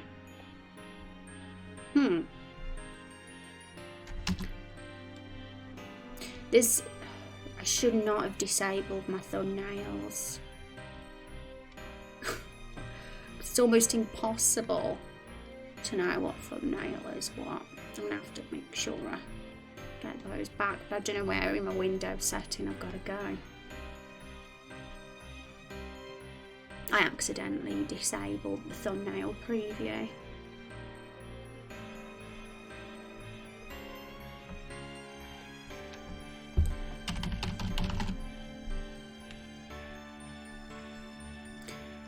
Here we go. Yay! Wow, are they really that small? No, they're double that size. I'm gonna have, oh yeah. Okay, so I'm gonna have to go into Photoshop, I think, because I might manually have to double their size so they don't go pixelated. So, it should be easy enough, they're all here. Right click and open in Photoshop. It's gonna be a bit slow though, because my computer for some reason goes a bit laggy and slow when I try and right click. My computer is an old lady now.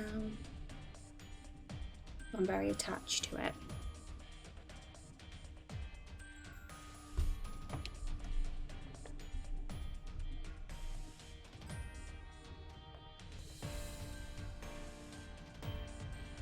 Finally.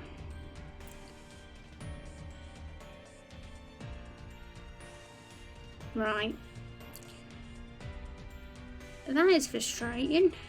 There's no open. No open with anyway. Edit. It's open in Paint. I don't think it's going to work in paint if I resize it by 100%, will it? Oh, it actually did. But it's not going to be save as a PNG, is it? That's the problem. It'll have a white background. Or will it? Will it not? I guess I'm going to test it out and see. So,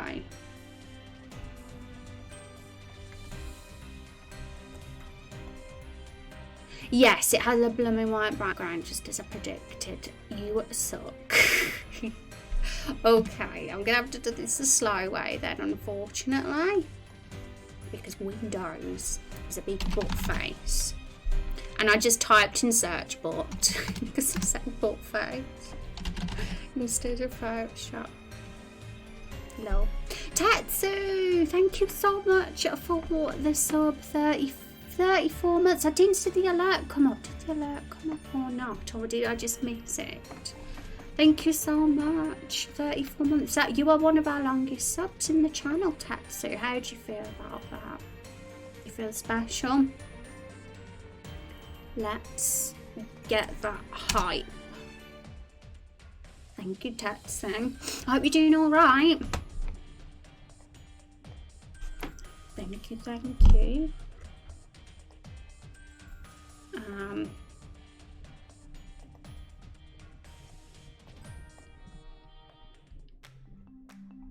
So I'm going to just open all the fruits because we're getting all the characters so far that have been introduced in episode 1 in our outline. Because, believe it or not, it's very easy to forget about certain elements and things go missed, and before you know it, you've written the whole story and you've completely forgotten about something that you shouldn't have, and you're like, oh crap. So this is why we're doing the story outline, so we can get everything all on one page, and it's kind of fun as well to see everything all together.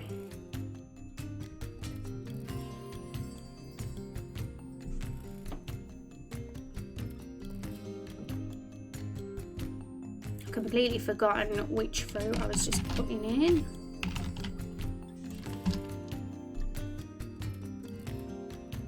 Lemon, did we do lemon? Apple, plum, lemon, and it's just tomato now, I think. Old LOL, doing okay? How are you? Not too bad, Tetsu. Actually doing pretty good because I've been being proper nerdy lately, and being nerdy makes me happy.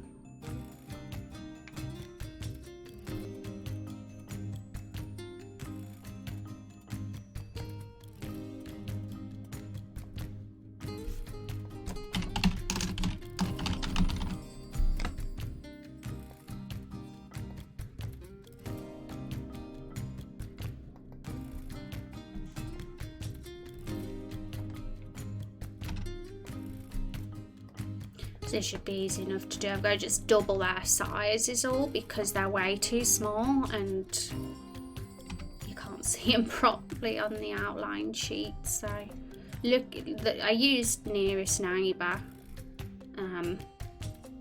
when I resize, so with pixel art it doesn't distort it that way. It's pretty good. Keeps it nice and crisp. They look super tiny on your screen, everybody. Okay, and the problem with blueberries is that we had the white background because we accidentally saved it on paint. So we'll bring them in now.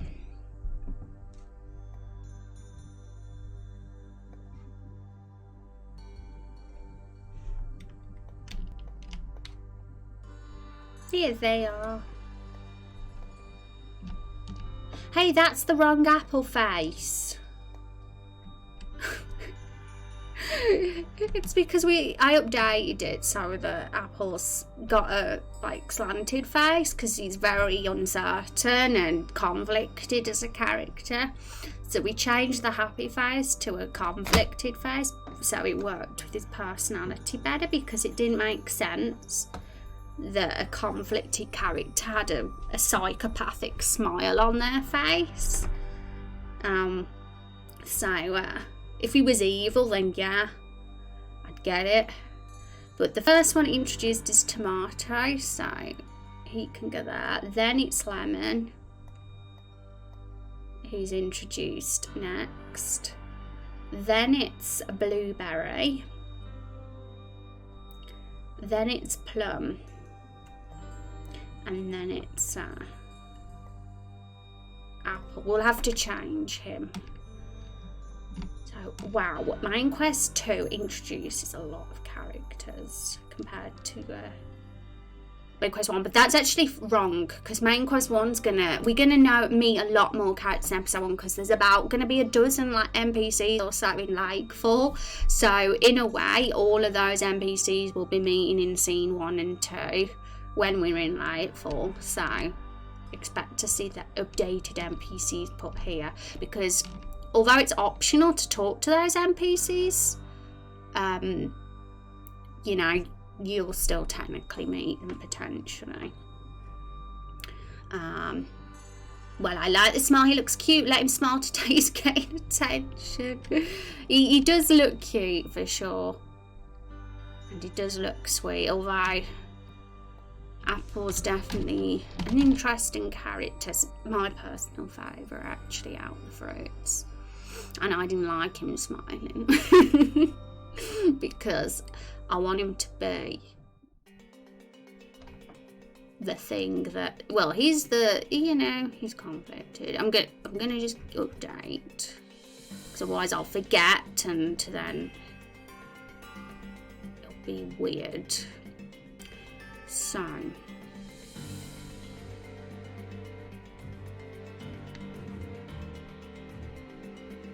you got an, oh yeah, you got an emoji for Tetsu. Awesome.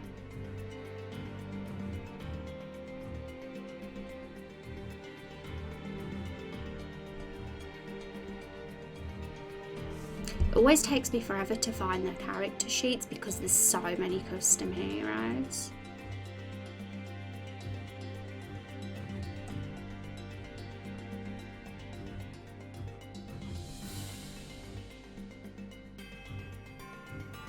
Oh, they're not even in here, because that's the my new project folder, and I haven't put the fruits in there yet. Well, I should have.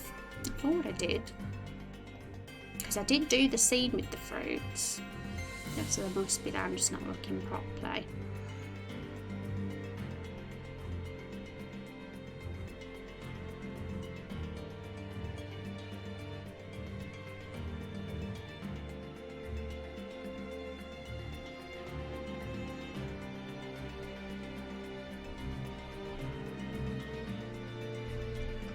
My goodness. I swear that looking through folders takes the longest. There we go. I think I found him. There, finally. Here he is. Here's our conflicted apple.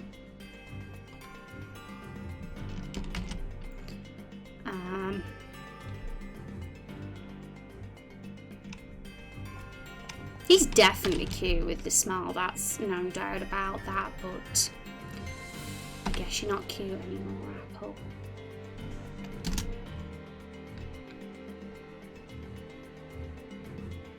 Oh, okay.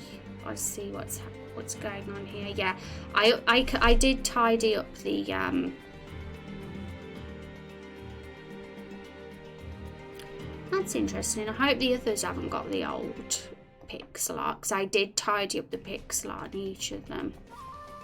No, they've got the final. It looks like it was only Apple that's got the old pixel. It's a little bit messy. I wanted the green to be a bit brighter, so I changed it.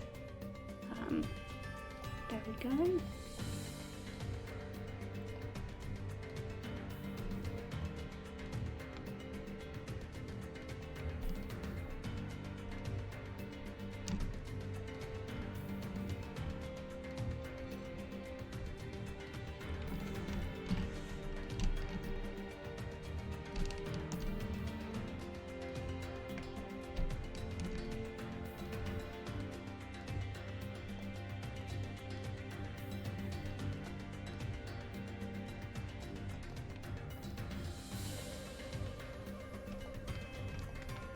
Who's everybody's favourite fruit?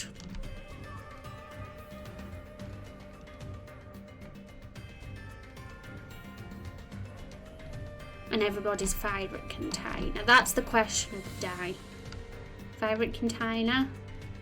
Favourite fruit? Look, all on one screen. Who would have thought so many glorious characters would be all on the screen at one time.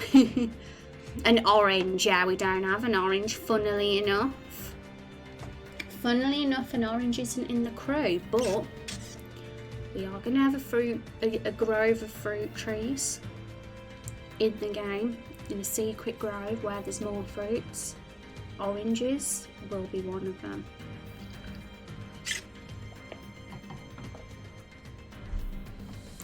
Okay.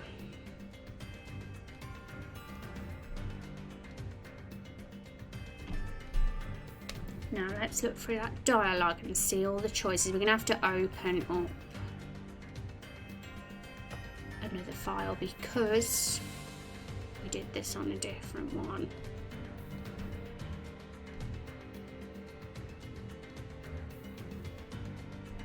There, it's on this one.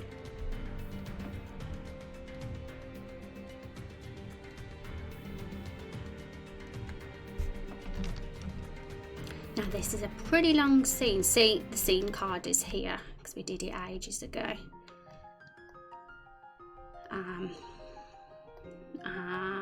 We got lots of scene cards to fill in now. I might do some of those off stream though, to be honest.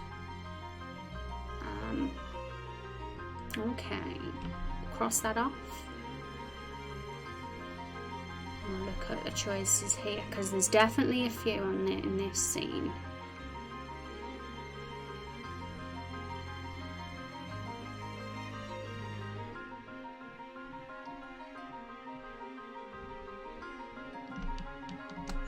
So this is the first one.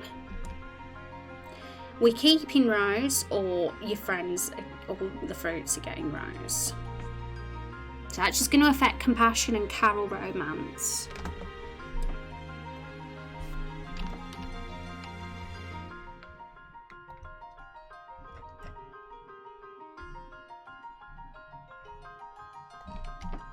Copy and paste this one. And we'll bring it down. So yeah, we definitely got more choice. Oh, there we go. Put it there. Definitely got more choices in this scene, so it's probably going to go on quite long. This particular one is. So, how are we going to summarise this?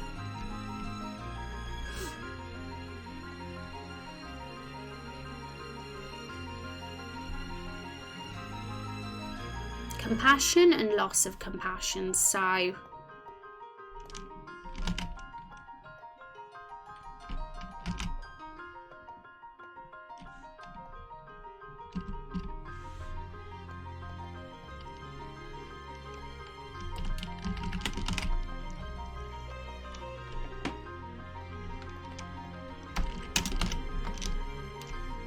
and it's not -5, it's -1, isn't it?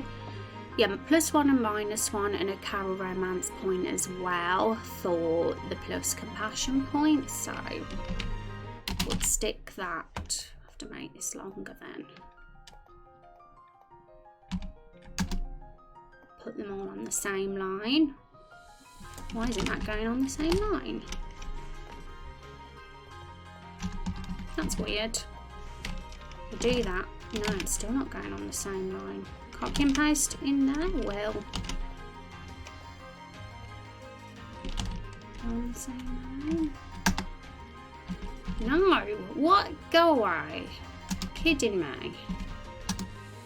Don't be a butt face. Let's go on the same damn line. This is weird. I don't get this. Flirty Carol, hi Binary, how you doing? What strange formatting. It must be something really silly, whatever it is. But for some reason it won't go like on the same line. Something as simple as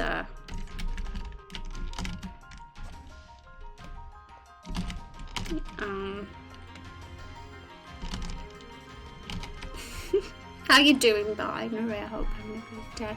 Yes, lots of flirting with Carol going on. That's for sure. Slow day today, brain has been a foggy mess. Glad it's the weekend. How are things with you in chat? Hope the game dev is going well. Yeah, it's going quite smoothly, getting in super organised mode. That's kind of what I've been doing, making myself get more organised by doing an outline. It's going pretty good. Bit more expanded from last time. And we're almost caught up to where we are in the game right now, actually. This is the last scene that we did. So there's quite a few choices in this particular scene, but yeah, we almost caught up to the present time, and then we're going to have a little chat about what's coming up. And then next week we're going to work on expanding some certain scenes in regards to dialogue, and some of those may lead up to having some extra choices as well. So it's fun times. And the reason we're expanding some scenes is literally just so we can hook people in more, because I'm following the 3-act story structure, and surprisingly there's a science behind it, and I want to make sure I tick all the boxes and make people obsessed with our game.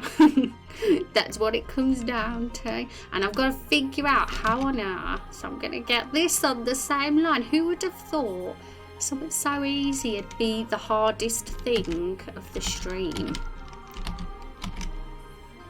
I mean, how long do I have to make it before it goes on the same line?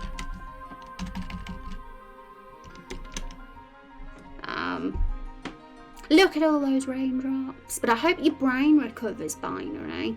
The weekend's here, so I know it will. You rest up, my friend, and make sure you look after your brain. Brains need to be taken good care of. Okay, we're going to master this little problem. This crazy problem of not being able to get an emoji on the same line. Okay. What are we going to do? I never thought this would ever be something. It would ever be a problem. So I've tried a few things. I've tried to put it in Notepad and in to sort of clear the formatting, and that didn't work. So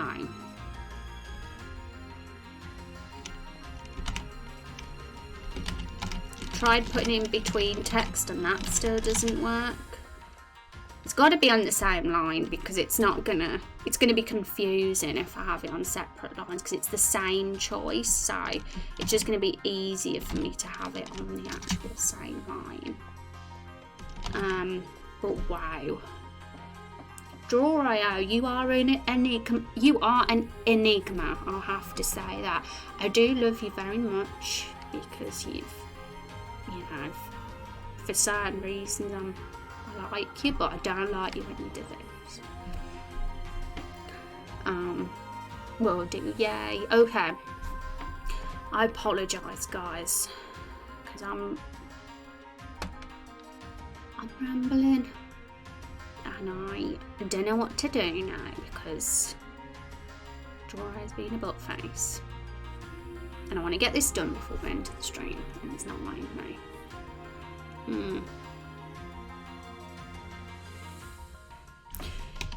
Because it's simple in regards to, if we want to say, I mean,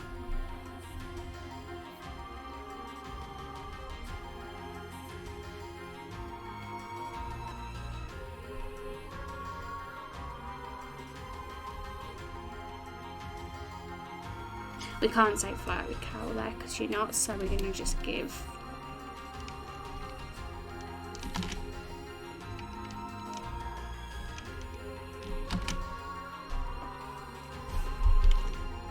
I actually going to have to make a separate box for this. I think I'm going to have to. Wow. It's not letting me put it on the same line.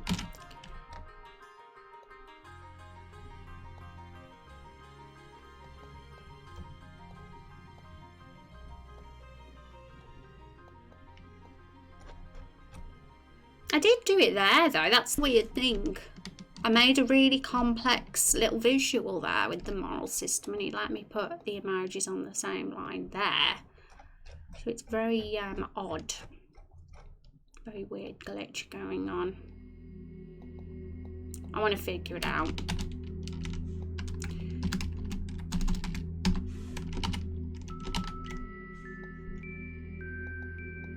Because we're going to have to do this a lot of times.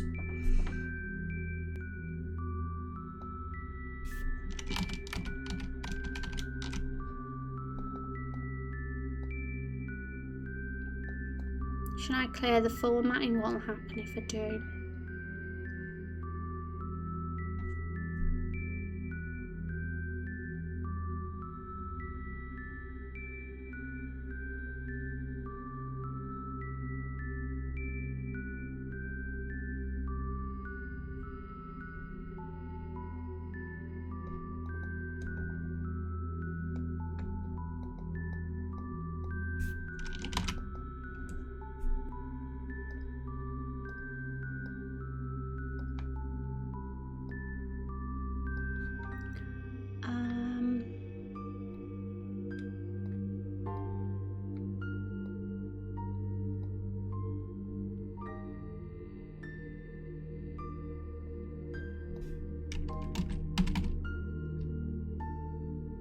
So that's gone on the same line.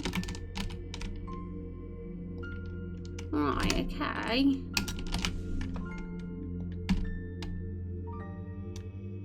Am I going daft because it's working now? Wow. Okay. Well.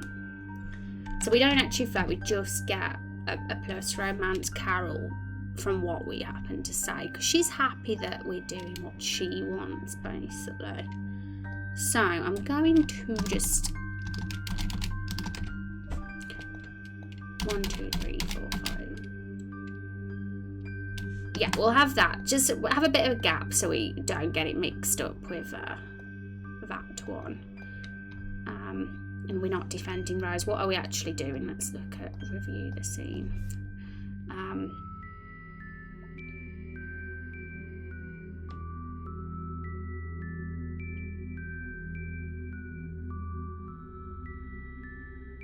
Agree.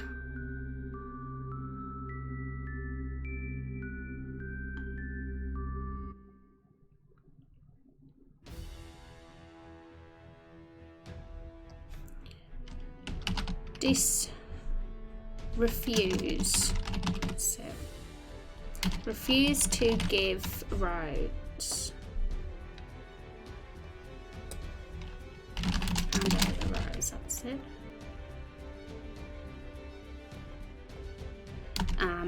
Agree to hand over Rose.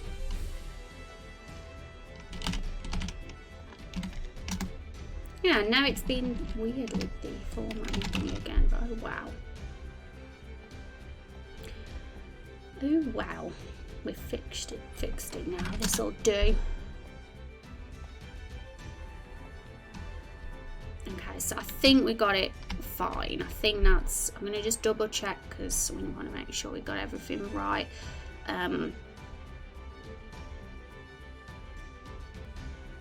Plus compassion, plus Carol, romance point. When we've refused to hand over Rose.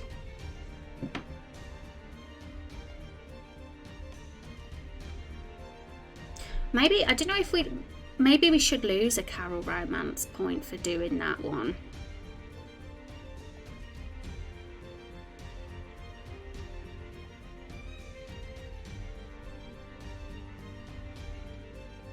But I don't know, because at the time, us as the hero don't realise that how Carol's going to feel about that.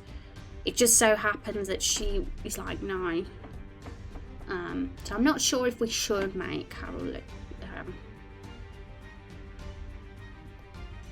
But the good thing about doing something like this, we can use this as a method for if we get to the stage where we feel we need to make a few adjustments, like it's not balanced properly.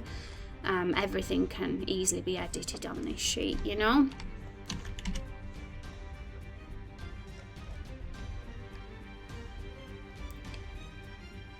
Okay, I think that's fine as it is. We'll keep everything as it is for now. In regards to balancing, we'll do that when we do balancing. If all things need an adjustment.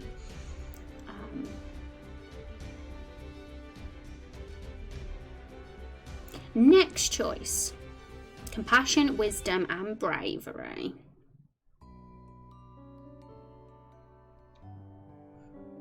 Which kind of gives us different dialogue routes. It leads back to the same thing, but we've experienced a bit of a different kind of branch, different bit of information and dialogue lines and backstory with the fruits just a bit. So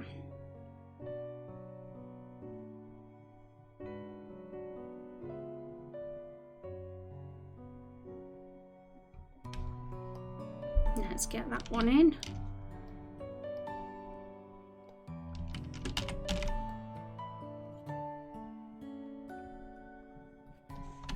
Don't know why I'm copying that one. Oh. Wow, I have not been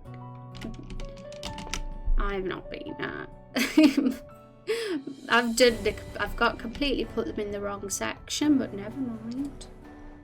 I've realised. Like, oh, why was that there? There we go, that's for that scene. And this is for that scene.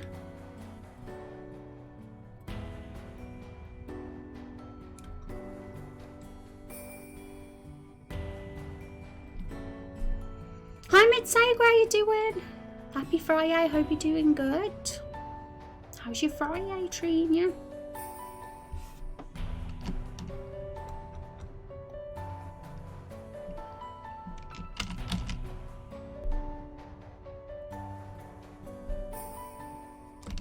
I have a feeling this sheet might start lagging though if once we get too much in it, which is very unfortunate because it's so good to have just everything on one document to look at that's like this with flows. And ultimately it's been okay so far. Like for this dialogue tree here, we've not had any like weird lags. But that, you know, we're only doing it, we're still splitting it in portions, you see. We're only putting 5 scenes in a dialogue tree for that one, so it's not too bad. But for this, it's going to be huge. What we'll see, we'll deal with that when the time comes. If it does get a bit laggy, then we'll just have to split each act or each quest. No issue. Pretty good, thanks. Yay. Huzzah.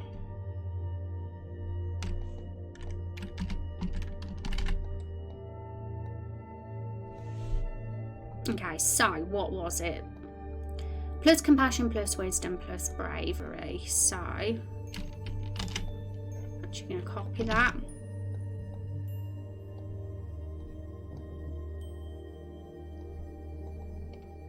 Put wisdom before the bravery one now. Okay, so how are we going to summarise this? I think it's smarter to put a little bit of a description, to just label what it does, so that we know that information.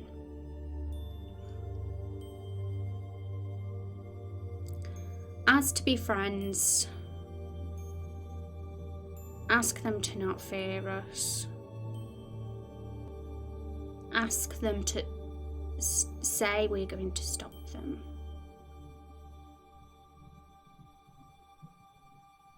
Okay, so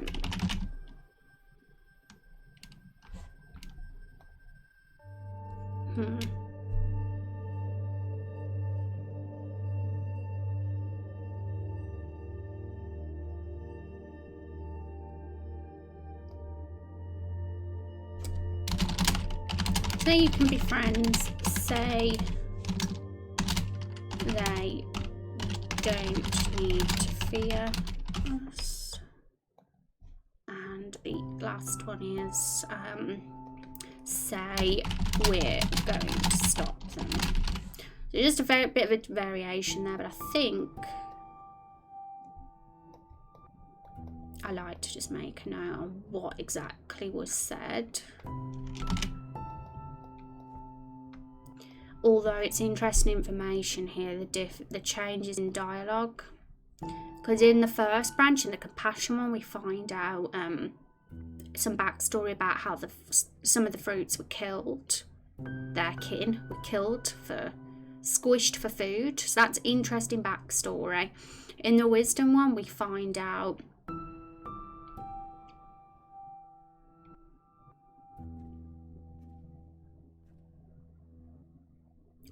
we find out there's a bit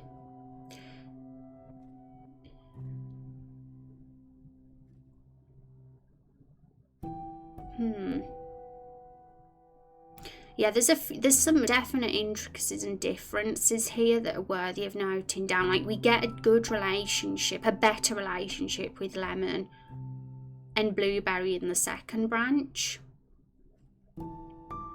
and we get a bad relationship with Tomato in the third branch. So I think these things, I mean, they're very small details and they might not necessarily make a difference, but considering the fruits come back later if you keep them alive, it's interesting to think of which ones you would have picked potentially, because it could affect your relationship with them. But they're pretty small right now, so I'm not going to get too fussy about it. But if I feel like I want to make a note, I'll do that at a later date. So we'll just keep it like that for now. And note the main key choices. Hi, Big Black Udon, how are you doing? Hope you're having a good day today too.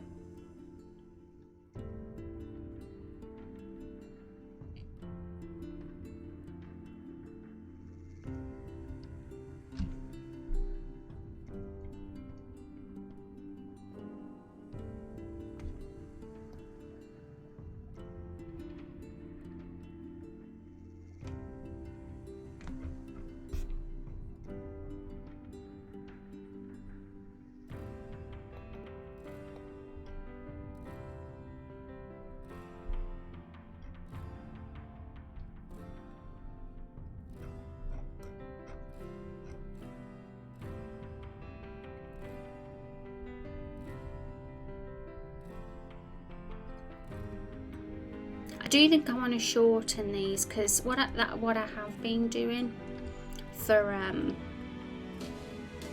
the way we speak to the NPCs, I've been using adjectives like defend, scold, insult, compliment as a way for positive and negative interactions, and I think that's a nice simple way of knowing if it was a positive or a negative interaction with them, and I think that'll be an easier way to track NPC relationships with the hero and whether you get on with them or you don't get on with them. So how are we gonna, I think it's worth making a note of those things in a similar way like we've done with the moral system. So I'm gonna do that as well. What word would sum up, not friendship or relationships, that's not really the word. It might be though. I'm going to get the thesaurus up. I'm having a day. A good one. It's a weekend. Weekends are good, right?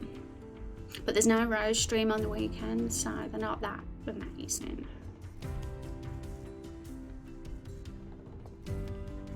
But they're still fun.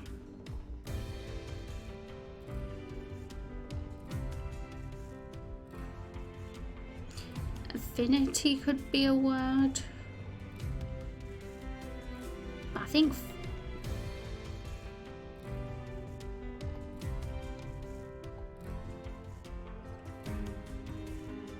affinity, alliance. I don't know about alliance though. Yeah, affinity, a relationship.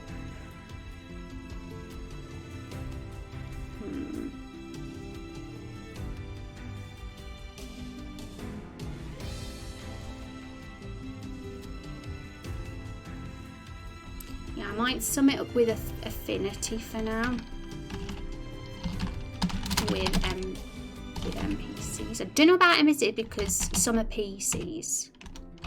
So, affinity with NPCs and PCs.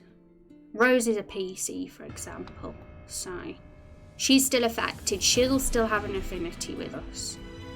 And we will...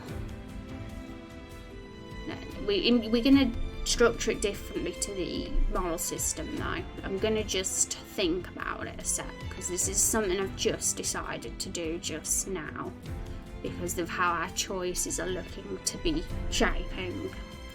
So we're getting some positive words here. The very first one was compliment and insult with Fiona, because we as a character at one point, if we've not pushed her into the lake, we get the option to either compliment or insult her. So that's an example of the beginnings of affinity with NPCs. This is from Nia. It looks like it is. I've got song titles up in the corner, guys, if you're curious. It's very it's subtle. I didn't want to make it stand out too much, but it's there. Hi Rose, finally got some time for me. How's your evening going? Hi Conga, how you doing? Thank you for stopping in on this fine Friday. And who hasn't voted on our poll yet? I keep mentioning this, but it's the last stream day for me until that poll gets closed. So it's your last chance, everybody. It will stay open over the weekend now. But it's like the last time we stream until it's going to get closed. So I think your favourite's winning at the moment, Kung, actually. I think it is. Handalf, how are you doing? Thanks for stopping by. It's lovely to see you. You having a good day? I popped in Handalf's stream the other day. She's streaming Final Fantasy 14, everyone. Which I was just talking about earlier, actually. I was saying how I might resub again soon, because I miss it. And there's, well, I might not have to resub because apparently there's a 96 for 3 days playing the game. So I'm going to look into that and see if I'm allowed, if I fall under that category. I'm great, how are you? I'm doing good. We're getting nerdy here, Handalf. Doing some story outlining for our RPG game that we're making. So I'm making some notes of an affinity with NPC system that we'll be looking to have. So, and I'm using emojis. Lots of emojis and visuals in this, so it doesn't look like a complete mass of text. Hey Rose, I sent you something based on our recent conversation. Oh, awesome, Van. I'll have a little look at that after stream. I'm excited to say. Right, so I'm going to just, first of all, because I don't know how to set up this affinity with NPC system just yet, so I'm going to just make a messy note section for it first and note down all the words that we've used. So we've got compliment, because we've got some key adjectives that we've been using. Yes, that would be awesome. Yeah, I'm assuming you're on a EU server. I used to be, but I'm over on NA now, surprisingly, which was a risk for me to do because I wondered whether it would cause some problems connection-wise. But I did it because my boyfriend is on an NA server, so I decided to go over with him. And so yes, but it's been fine for me actually, just even though I'm over in EU and I'm on NA. No weird connections when I last played anyway.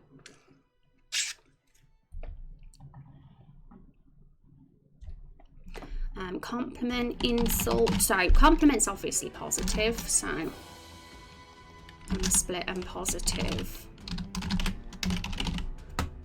and negative.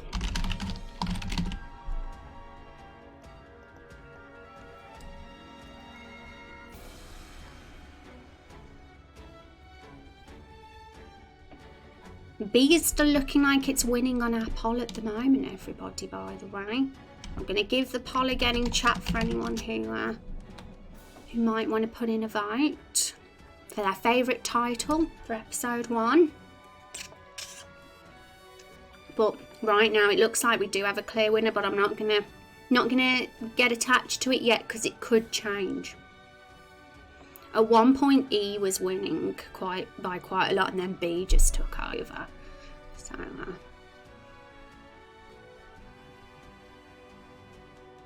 I've got friends who have crossed servers, no problems for them either. I suppose there could be a little lag if it was patched day, yeah. I didn't really have anyone I was playing with when I was over on EU, so I didn't feel like I was like missing anything or leaving anything behind. You know me, I'm a lone wolf. I play games all on my own, so I wasn't leaving anyone behind. I used to have some friends I played with on EU, but that was a very long time ago in an old FC I was in.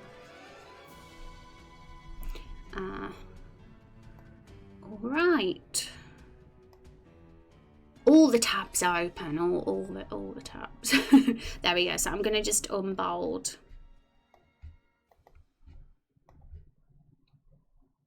Watching the new Borat movie, I think he offended almost anyone you think of, yeah? Yeah, comedians, it must be difficult for kind of feel bad for him in a way because so many people get offended. But you know, just be a kind person is the rule I go by. Don't be a dick is the word. But you know, comedy is comedy, I suppose. You would have got a lot away. You would have gotten away with a lot more in the 90s and early 2000s than you would today. I'd look at things like South Park now, and oh my goodness, would that even be allowed now? Because some of South Park's content now is just would really be frowned upon in our times today. But back in the 2000s, no, it was like just funny to everybody. Never seen Borat, but I can imagine that is what the humour is. Yeah, I heard about that. Oh Lord, no. Yeah, I was thinking about South Park the other day, and I thought, oh my gosh, some of the stuff that's in that show now. It's hard to be like a comedian or an entertainer now, like without fearing cancel culture. Because it can be a bit much, can be a little bit over the top. I don't think Baron spared anyone or any group of people. Yeah, I never actually watched that movie. I did hear about it though, and I heard that it was definitely a bit crazy. I just remember the WoW player.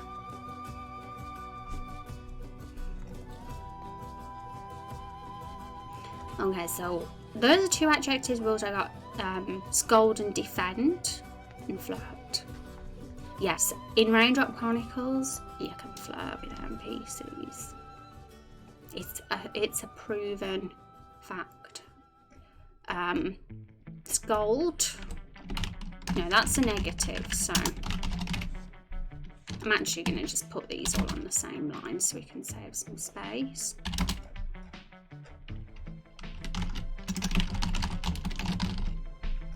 I think they're the only ones we got so far.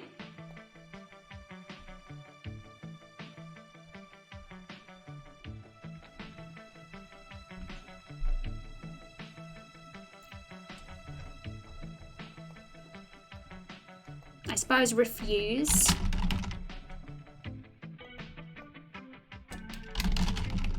And agree.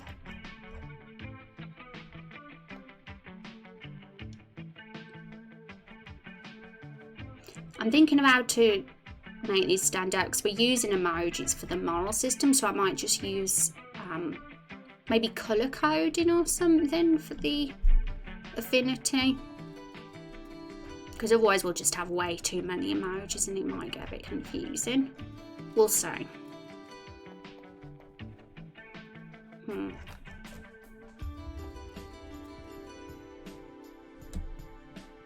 I'm wondering what WoW player that was now, actually. I'm curious.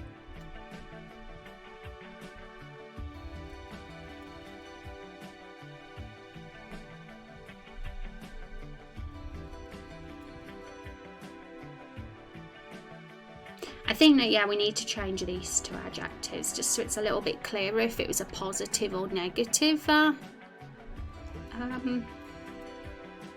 sort of reaction or response to the NPC. I think that's going to be the most easiest way to go about this, because it could get very confusing and very hard to follow. This could, if we don't get very organised with it. So those are the only words we've used so far. I can see us having more, but right now I'm going to just see it as either positive or negative. I think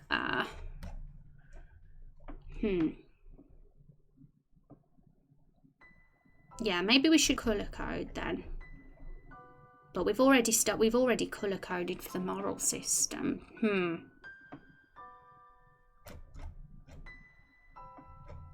I might get rid of the colour coding from the moral system then. Have it just all as one colour.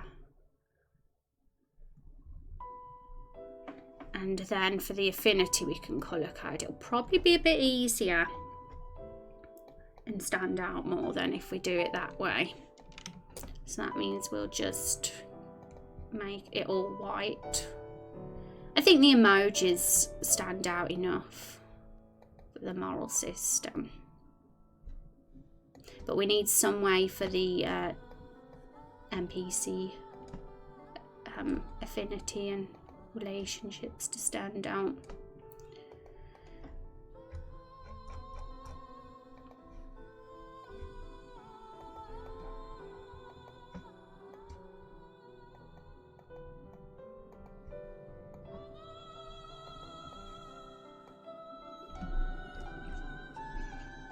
Have you made an RPG before us? This is my first real attempt. I've been like messing about in a very casual way. Like I started when I was about 12, but they were dreadful. Of course they were. I was a kid, so they were like terrible and I never really finished them. But the interest has always been there and the passion. So this is me with my first real attempt of doing it. So it's been fun. We've been doing it for about a year now. We've got every single VOD ever is on my YouTube channel. I upload every single VOD. So from the very beginning of doing this, we're nearly on stream 200 now.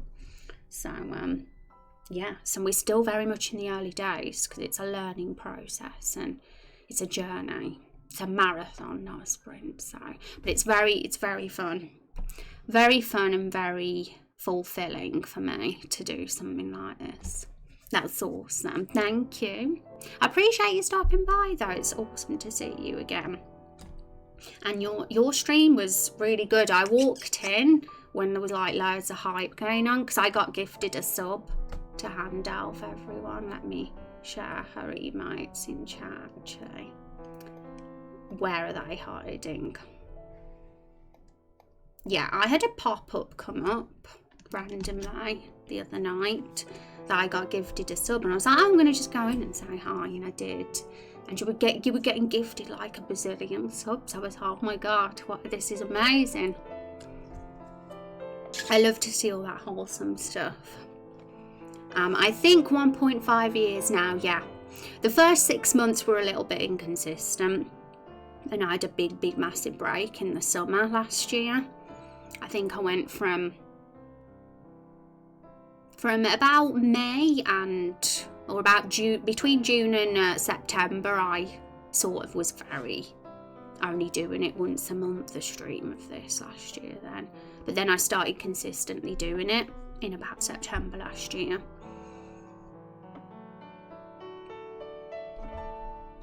Which is awesome.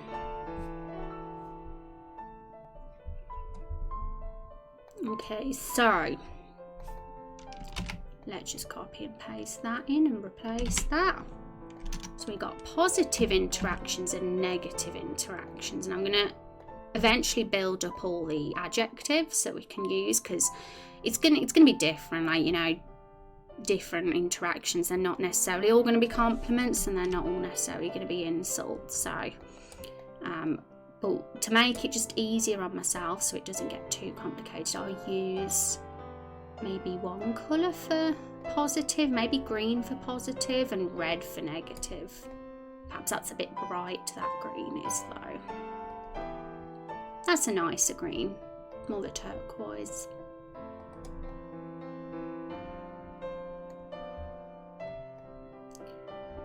So I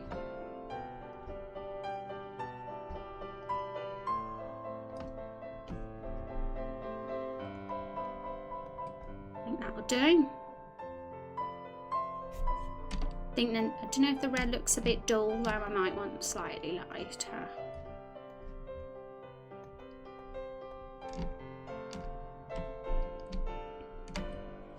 I'm so glad you did pop in. I'm enjoying chilling to the music and watching this game come together. Thank you. Yeah, we play, all the music playlist in this stream is all RPG music. We've got a ton of Final Fantasy music.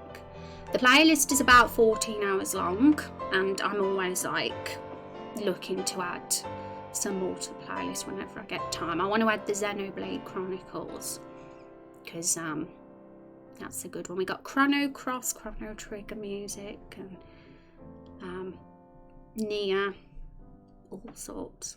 And everything is very chill. Very chill here. Try to do that anyway. I try and keep it as chill as possible. Have a lot of lurk workers hang out here because of the times I stream, which is great. I like to be people's background noise. Because I remember in May that year we were in the States, and when I saw the stream to get the Raindrops to get a character, yeah, you did. So you can be, have we still got a command for that? I hope we have.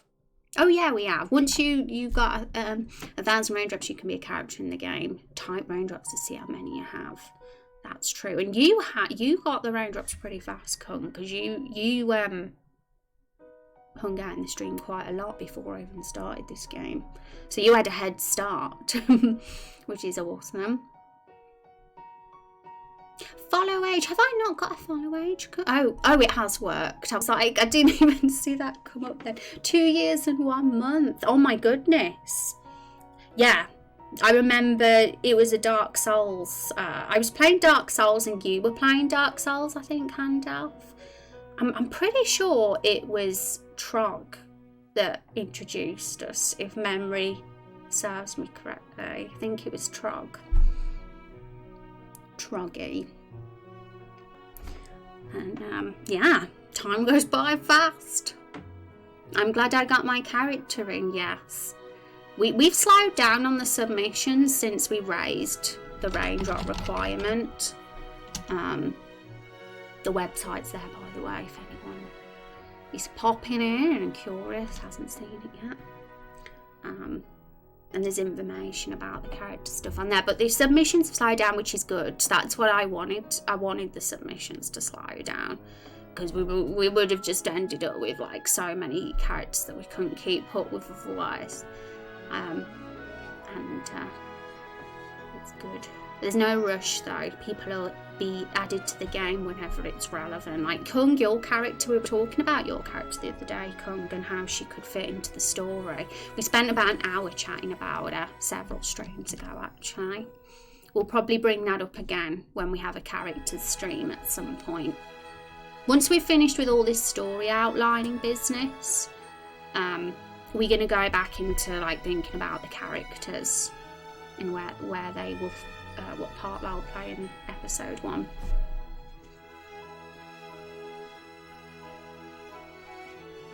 Yeah, you needed to indeed. It used to be 500 raindrops and now it's 1,000. But there are only about 40 people, because I've looked at my currency leaderboard. There's only about 40 people that have 1,000 or above raindrops, but there's a lot that have above 500. So yeah. Oh, cool. Need to catch that. Yeah, if you look through, you might find it if you have a little peek through the VODs. I cannot remember what stream number it was now, but it was before I had my week off. I think it was the stream before that. So it was about 10 streams ago-ish, I think. Check out the leaderboard here. Oh yeah, we got to do a trivia. Oh my god, how is it already? Nearly 6 p.m? Oh no, I feel like I've only just started the stream and it's already nearly the end. I'll do a trivia before the stream ends, just so you guys know, because we haven't done it as much this month. We haven't done it as much since I've been distracted by doing all the focusing on the story side of things, actually. Missed some these past weeks. Well, it's always good to see it coming, Kung. Yes, Trag, it's great. He's back to streaming again. Yeah, it is. I saw it. I think I saw him playing The Witcher actually the other day, and I was like, oh yeah, someone playing The Witcher. That's always good in my eyes because it's my favourite game. The Witcher 3, that is.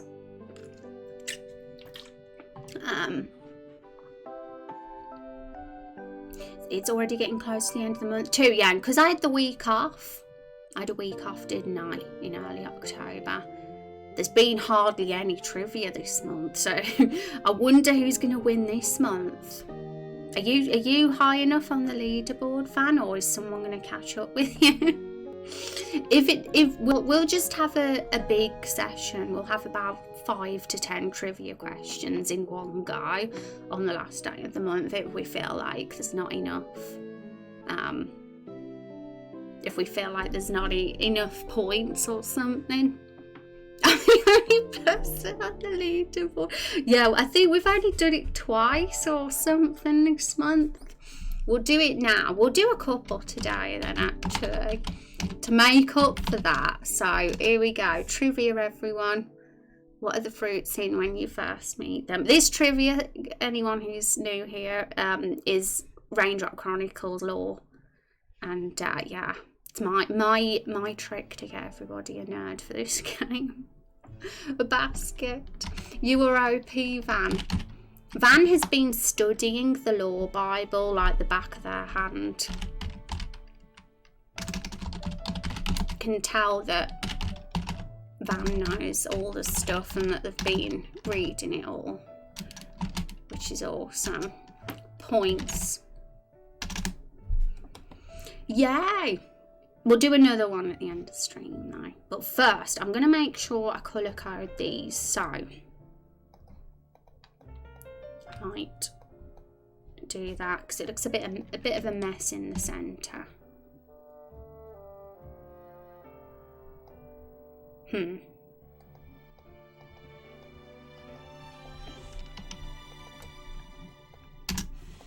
we go.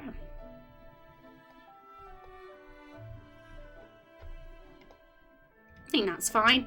Okay, so we're using green for positive, right? So from the start, we'll do this in order. Make that green.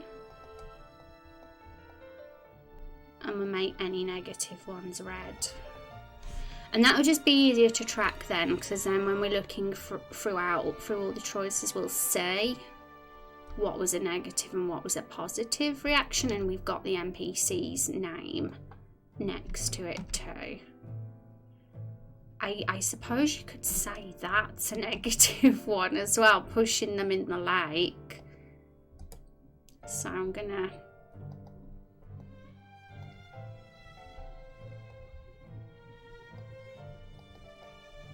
I don't think that's sort of generic enough to add to our list though, because I think the pushing in the lake choice was very, very specific for Fiona and that character, so I won't add it to there. I'll only add like the generic interactions with NPCs on that list.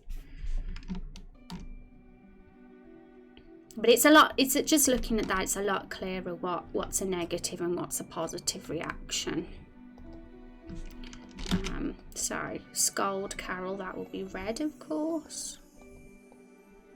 Defend Rose. Richard, thank you so much for that sub. 14 months. Thank you so much for the support. I appreciate it. How are you doing, Richard? Get some hype in chat, everybody. Thank Richard for the support, the stream. Hope you've been having a good week, Richard. LOL, Kung, you should have tried for that one. One day, you know, if we ever have a month like this where we've not done much trivia, someone could definitely sneak in and grab the Lore Master from your van. All it takes is somebody being active in the stream who's just as much of a nerd as you for the lore. And yeah, they might grab it.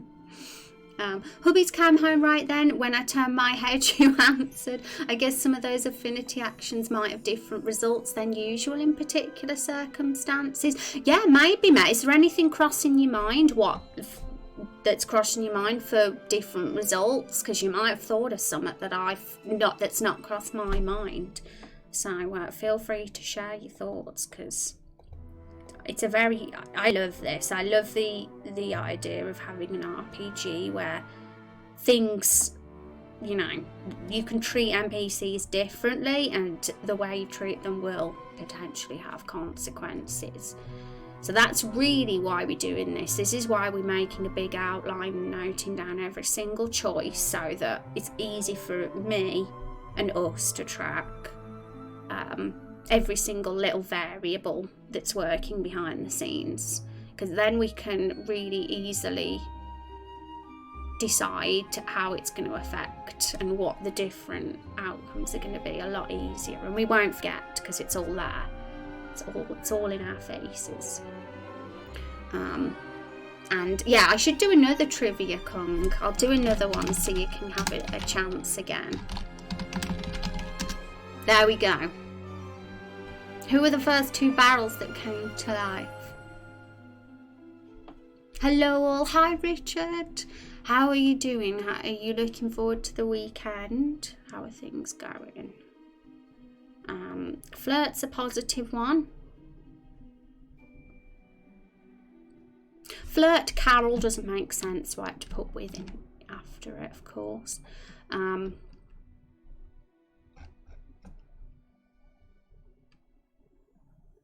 So yeah, that will obviously give a positive relationship affinity with Rose. So basically, as you know, we're going to have a romance system in Raindrop Chronicles, but it's not just about romance. You will still... There's like a sort of friendship system as well, like how this affinity thing works as a kind of friendship system, and naturally this was always going to be a thing. It's not something I've just decided to add today. It's always been there in the background and something that's gonna be happening ever since we made the decision to push Fiona in the lake.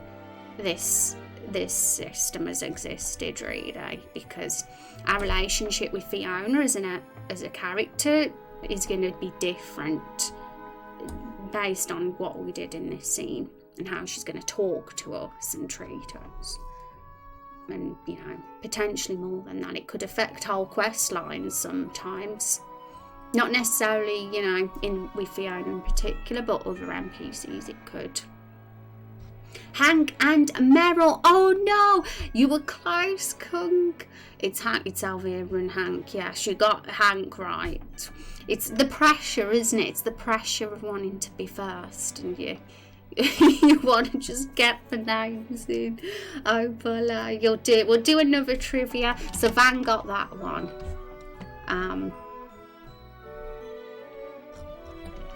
That I've got to try and remember how the yeah, it's points first, isn't it?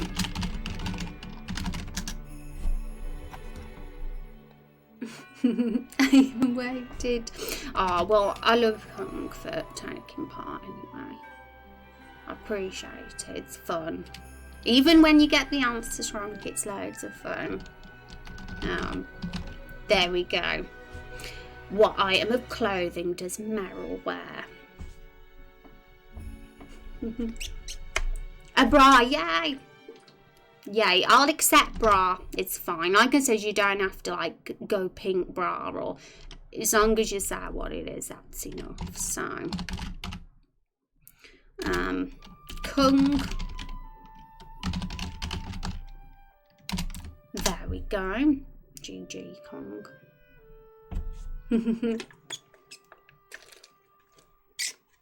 Yay!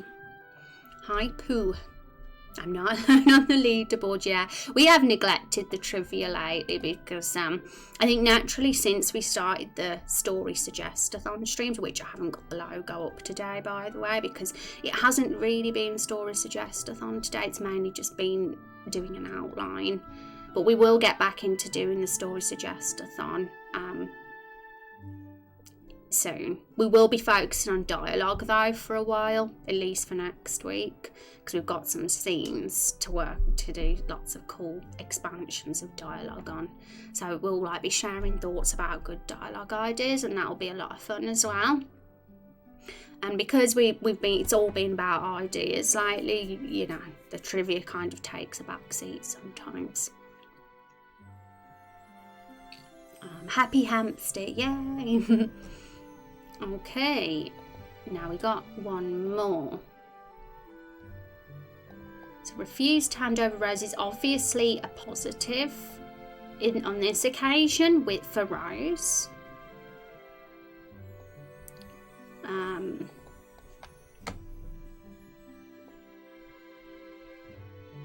And agreeing to hand over Rose is negative because it's not what Rose would want. She doesn't want to be handed over. But it could potentially be even more layered than that, because picking that one would make the fruits hate us more as well. So it's actually, although it's a negative one with Rose, it's a positive one with the 4 fruits. Not apple, but the evil fruits it is. Whereas the top one is a positive one with Rose, but negative with the 4 fruits. So I might have to add that too, because some choices can affect multiple NPCs, not just one, basically. And this one I want to put some adjectives instead, because it's just a lot easier to sort of take it in than when it's just a big mass of text like that. So I'm going to edit the wording of that too. But oh my goodness, it's the end of stream. I can't believe it. So let's catch up with chat though. Well, refusing or even scolding might end up being positive if we stop a character from doing something rash that they quickly realise they would regret. And some characters wouldn't appreciate getting flirted with. Actually, that's true, Matt, which is kind of what I've just realised with this, like, refused hand over Rose. I've put it down as a negative here, and I've put agree as a positive. But obviously in this instant, refuse and it was a positive, and agree was a negative. So I kind of get you there, and I think that is a perfect example for how it can be the opposite way round, depending on the situation and what's happening in the context of the scene. So how are we going to approach that then? Because I still want to list the words, because I want to keep track of the adjectives we use, so we know which ones might be usable. But at the same time, yeah, it's probably not ideal to put them into those boxes, because it depends on the context. So what I might do for now is do it like that. Just put the key there to show that positives green, negatives red, so we know what the colours mean.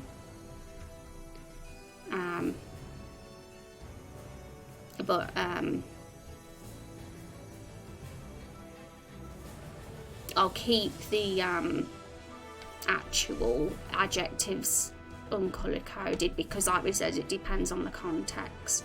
So that's what I'll do for now. So I do want to note the adjectives, because we'll probably be reusing the same ones.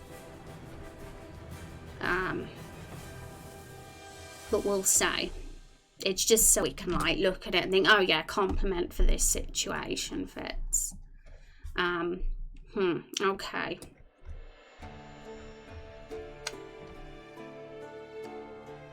So for example, this one, saying we can't be friends. Let's go back to the dialogue line. Whoa, so many tabs.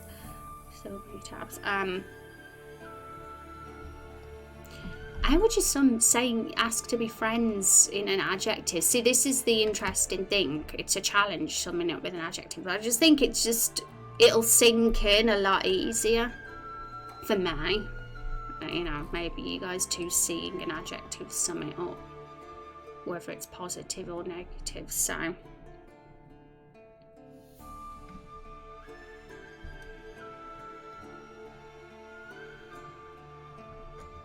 because it's not a compliment, it's not defending, it's not flirting, it's not agreeing. I'd say, to sum it up, it's just being friendly.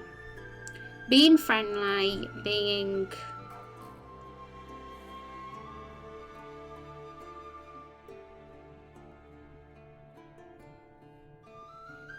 Yeah, what I'm going to do then off stream, because I've got to go soon, very soon, I'm going to actually get up a ton of adjectives and obviously pick the appropriate ones for the action, for the purpose of simplifying this, because I want to make sure that the outline, especially the choices section, is simplified but still easy to grasp and understand what's happened in the scene.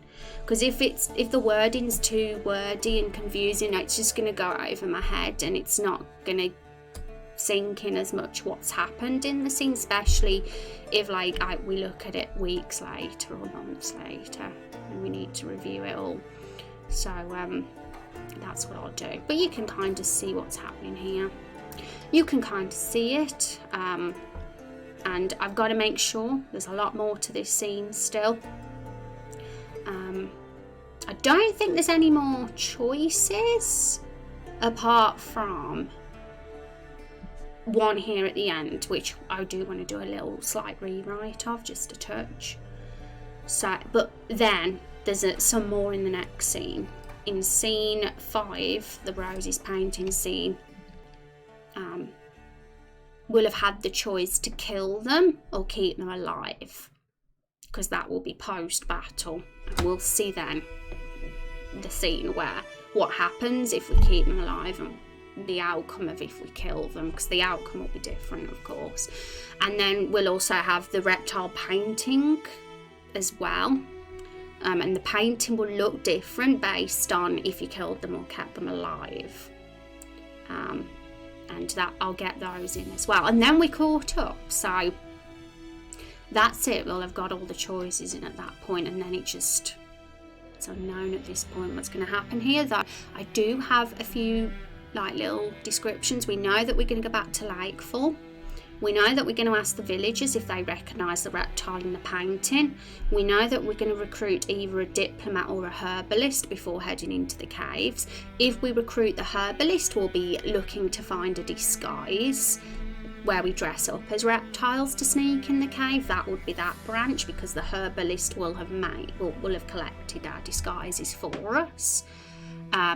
If we recruit the diplomat, we won't be going in the caves disguised. We'll be taking the more serious diplomatic option. Just straightforward diplomatic approach. We're doing the sneaky option if we go for the herbalist route with the disguises.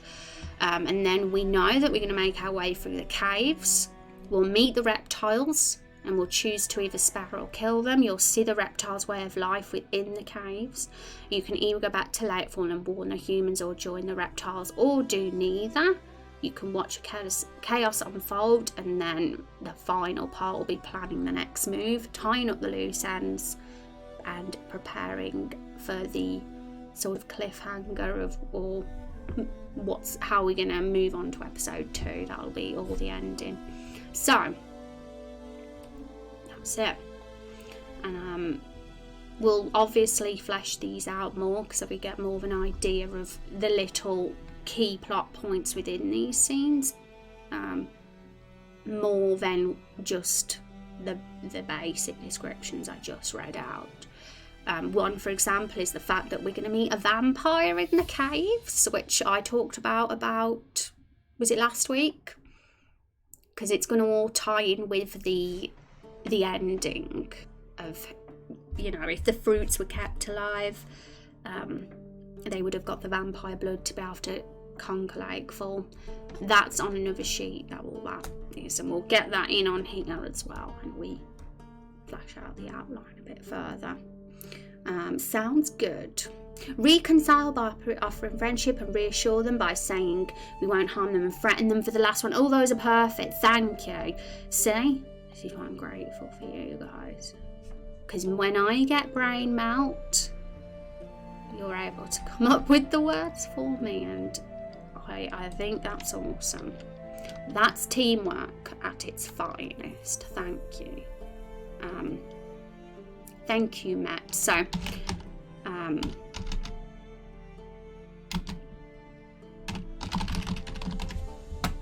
offer friendship. I'll put this as simple as possible.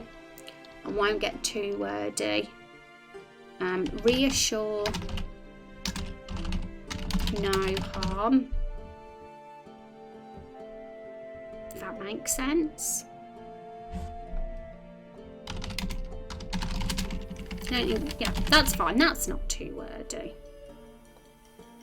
And threaten.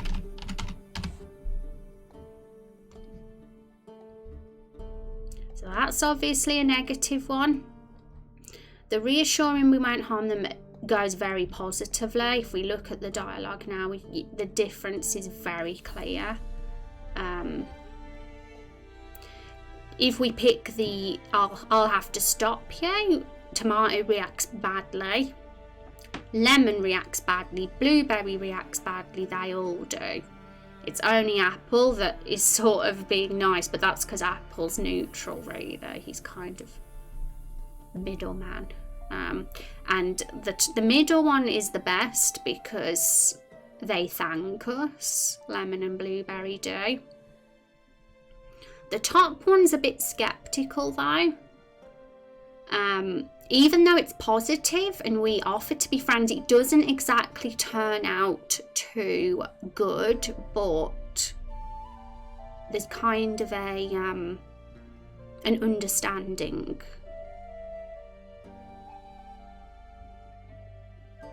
There's kind of an understanding with us because Carol and Apple sort of quell the situation. So I'd say that was the neutral one. Or middle. Neither positive nor negative. So I'm thinking, do we need a middle one? Where it's neither positive nor negative or in between the two. So I'm going to just mark that one as that.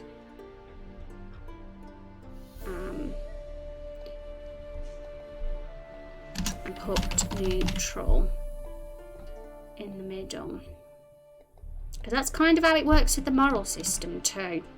We were talking earlier about the neutral, because obviously certain heroes will fall under being more of a neutral hero, and at least you know, in all of these categories, which will give us 27 hero combinations. Did we say? We said there'd only be 8 if we only had good or evil, but because we counted neutral heroes, it adds like we have 27 hero combination moral builds. How cool is that? I'm intrigued by what sort of hero you guys would like to play as. I'd definitely be the good. I'd like to play as a good, brave, foolish person. But I'd also like to play as a good, cowardly, wise person as well. I think having a sort of being on the left side of the scale adds a bit more. It's a bit more interesting than being pure good. Although being pure like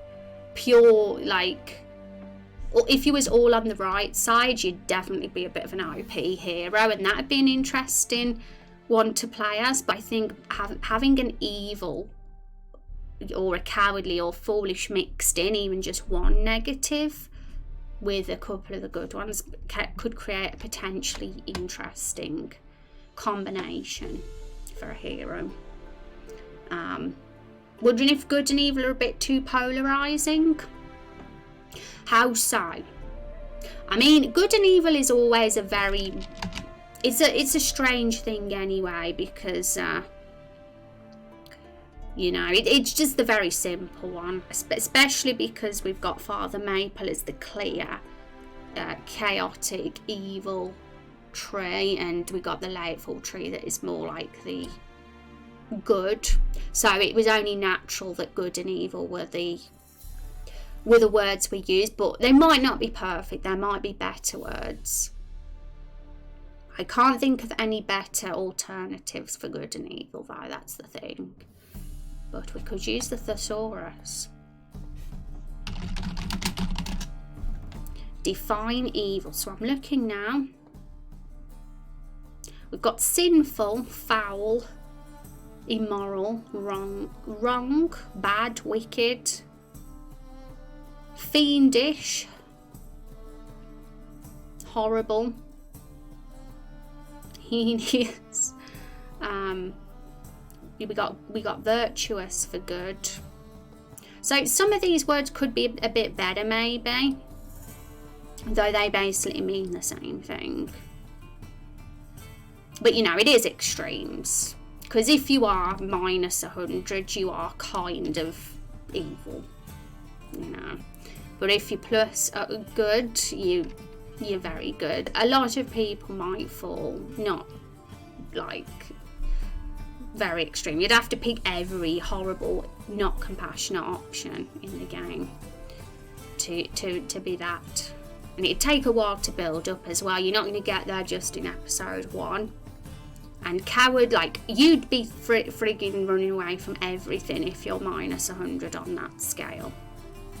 And minus 100 foolish, you'd be the biggest clown, silly person in the whole of the continent. So they're all extremes really. If you're minus 100 or plus 100 on any, you're like definitely going to be the extreme. But yeah, a lot of people, I'm assuming a lot of people when they play this, not many people will be literally at the far extreme of either. A lot of people would fall somewhere on the scale in the middle, or you know, a little bit higher.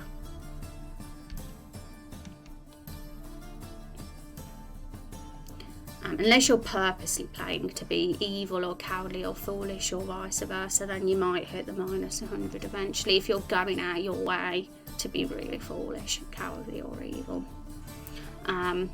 What's better, a wise fool or a foolish wise man? Interesting.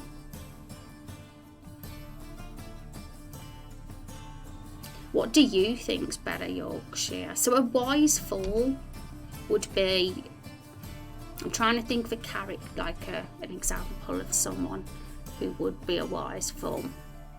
I'm a wise fool. I'm a wise fool. And a foolish wise man would be, I don't know,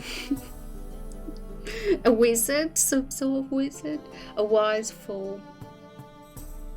I pick the wise fool over the foolish wise man, but it's preference. Some people probably like the wise man more. Alright, so yeah, I got some of your adjectives for the neutral. We had unaligned, standoffish, milquetoast, or reasonable. They could fall under good neutral, so thanks folks for those ideas earlier. And I could add those there if I make the scale a bit longer, as long as it still looks alright. If we add a word there, will it still look okay? Yeah, it probably look fine actually if we added the neutral word in the middle. Wouldn't they be the same thing in essence? LOL, hello, I've been lurking. Hi Rex, how you doing? I was thinking that, but there is a difference. Like, I guess they'd be the same, but swapping the word over could create a different kind of character type. Like the wise man would always be like the older guy. Foolish wise man, like a big fool that's but yeah, they could be the same. Interesting. I guess having a wise fool, I'm analysing this now because it actually somewhat worth considering. A wise fool would, I picture it as being a big joker of a character, someone who's maybe younger and a joker, but still wise in some ways. Whereas the foolish wise man, I picture them as an older character, more honourable, like a Gandalf type, but foolish because they've completely lost it in the round age or something. I don't know, but you know what I mean. You can kind of create a different character type if you think deeply. Milk toast is the best word. Hi Dad, how are you doing? It's a good word, and I was like, how do I pronounce the first part of that? But it's milk. I'm bad at pronunciation. That's why I should never be asked to like be a reader of audio books, because I'd butcher every single word. Not every word, but some of the more complex words I get a bit confused. I grew up pronouncing every Final Fantasy character's name wrong. It's almost saying like a giant small person versus a small giant person. What would the difference be between them?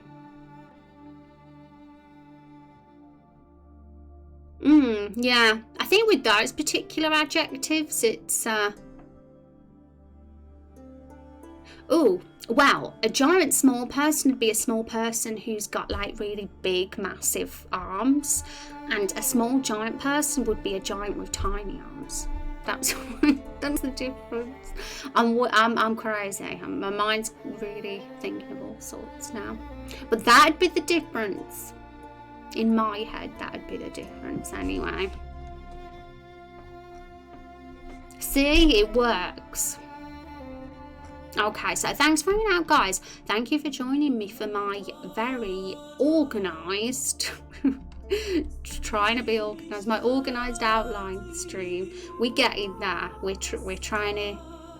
We don't want something to catch up on us, creep up on us, and we're like, oh crap, how are we gonna keep control and organise all these variables that are happening behind the scenes? Oh no, we don't want that happening. So that's what this is all for, really. So that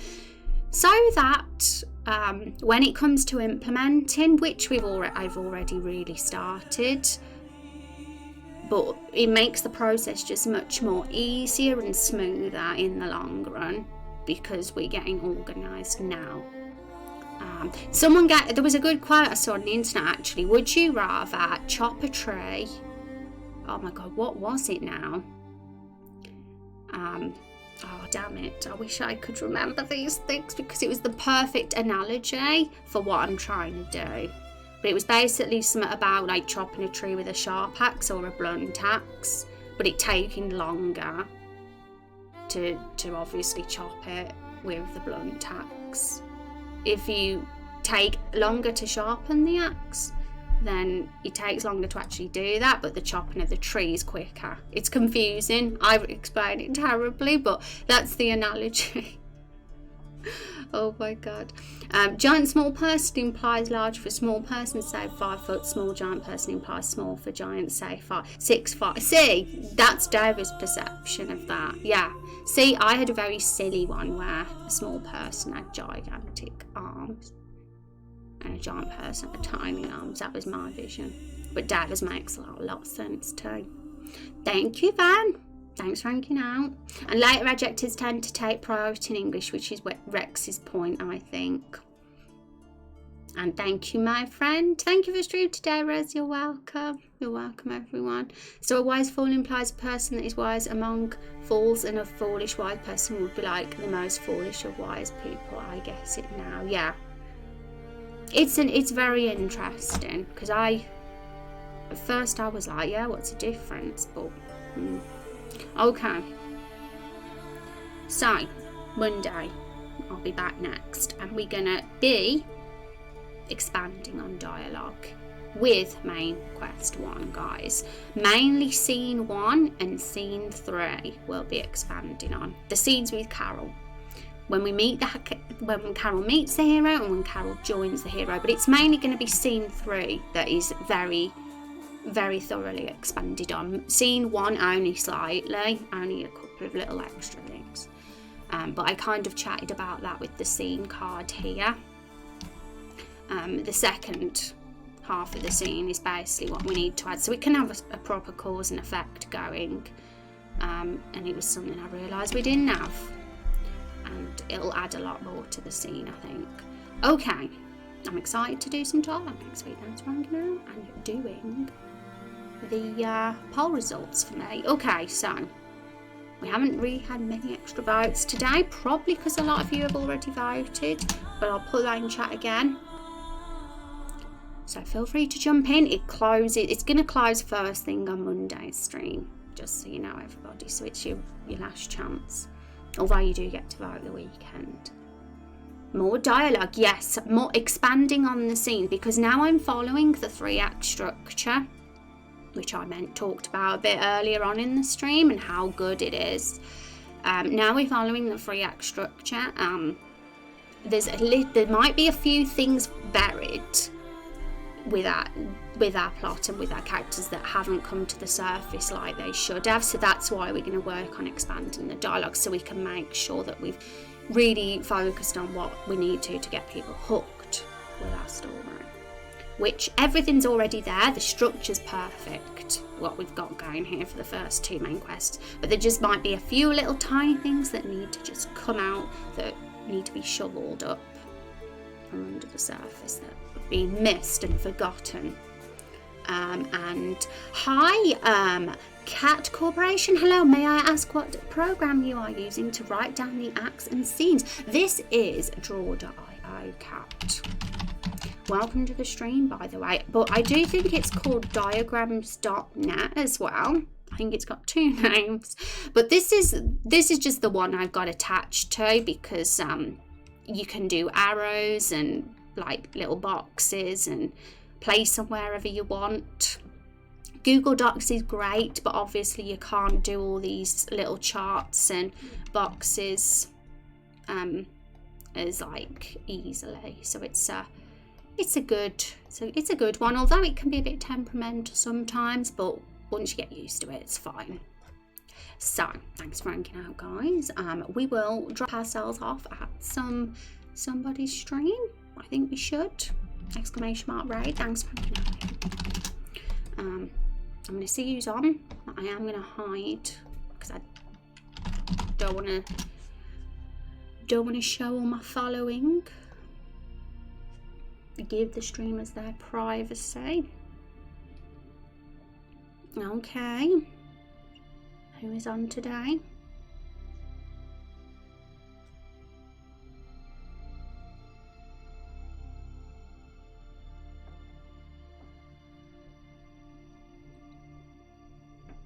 Thank you. It's a very, very visual, and sometimes I get lost in all the text. I'll check it out. Yes, visual. This is. I'm a very visual person, and I want to make sure that this is so visual, so that when I look at this in weeks down the road, or we do, the community, we don't like get overwhelmed. I want to keep it very easy to look at. Thank you for the follow, by the way. Thank you so much. Welcome to the channel. Thanks for hanging out with us today. And hi Radu, how you doing? Coming in just as we're about to leave. Hope you're having a good one. I hope everyone has a fantastic weekend. Oh, I says I was going to hide everyone I'm following, but I didn't. I'm going to drop us off in Finchfish's stream, folks. She is a good friend. She's also a character in this game. She plays the herbalist, actually. And she's going to be in the game soon. So, because her character just was the perfect fit to introduce. So she'll be coming in, and she's doing some art today. So Finchfish. I'll see you guys on Monday for dialogue. It's going to be a really fun one. We're going to make sure that we we cover everything that's necessary. No filler or fluff, just really cool, like eye-opening, attention-grabbing stuff that's gonna get us more immersed in the story and Carol the Barrel, because it'll be Carol the Barrel dialogue we'll be doing. So take care, guys. I'll see you on Monday. Thanks for being fantastic.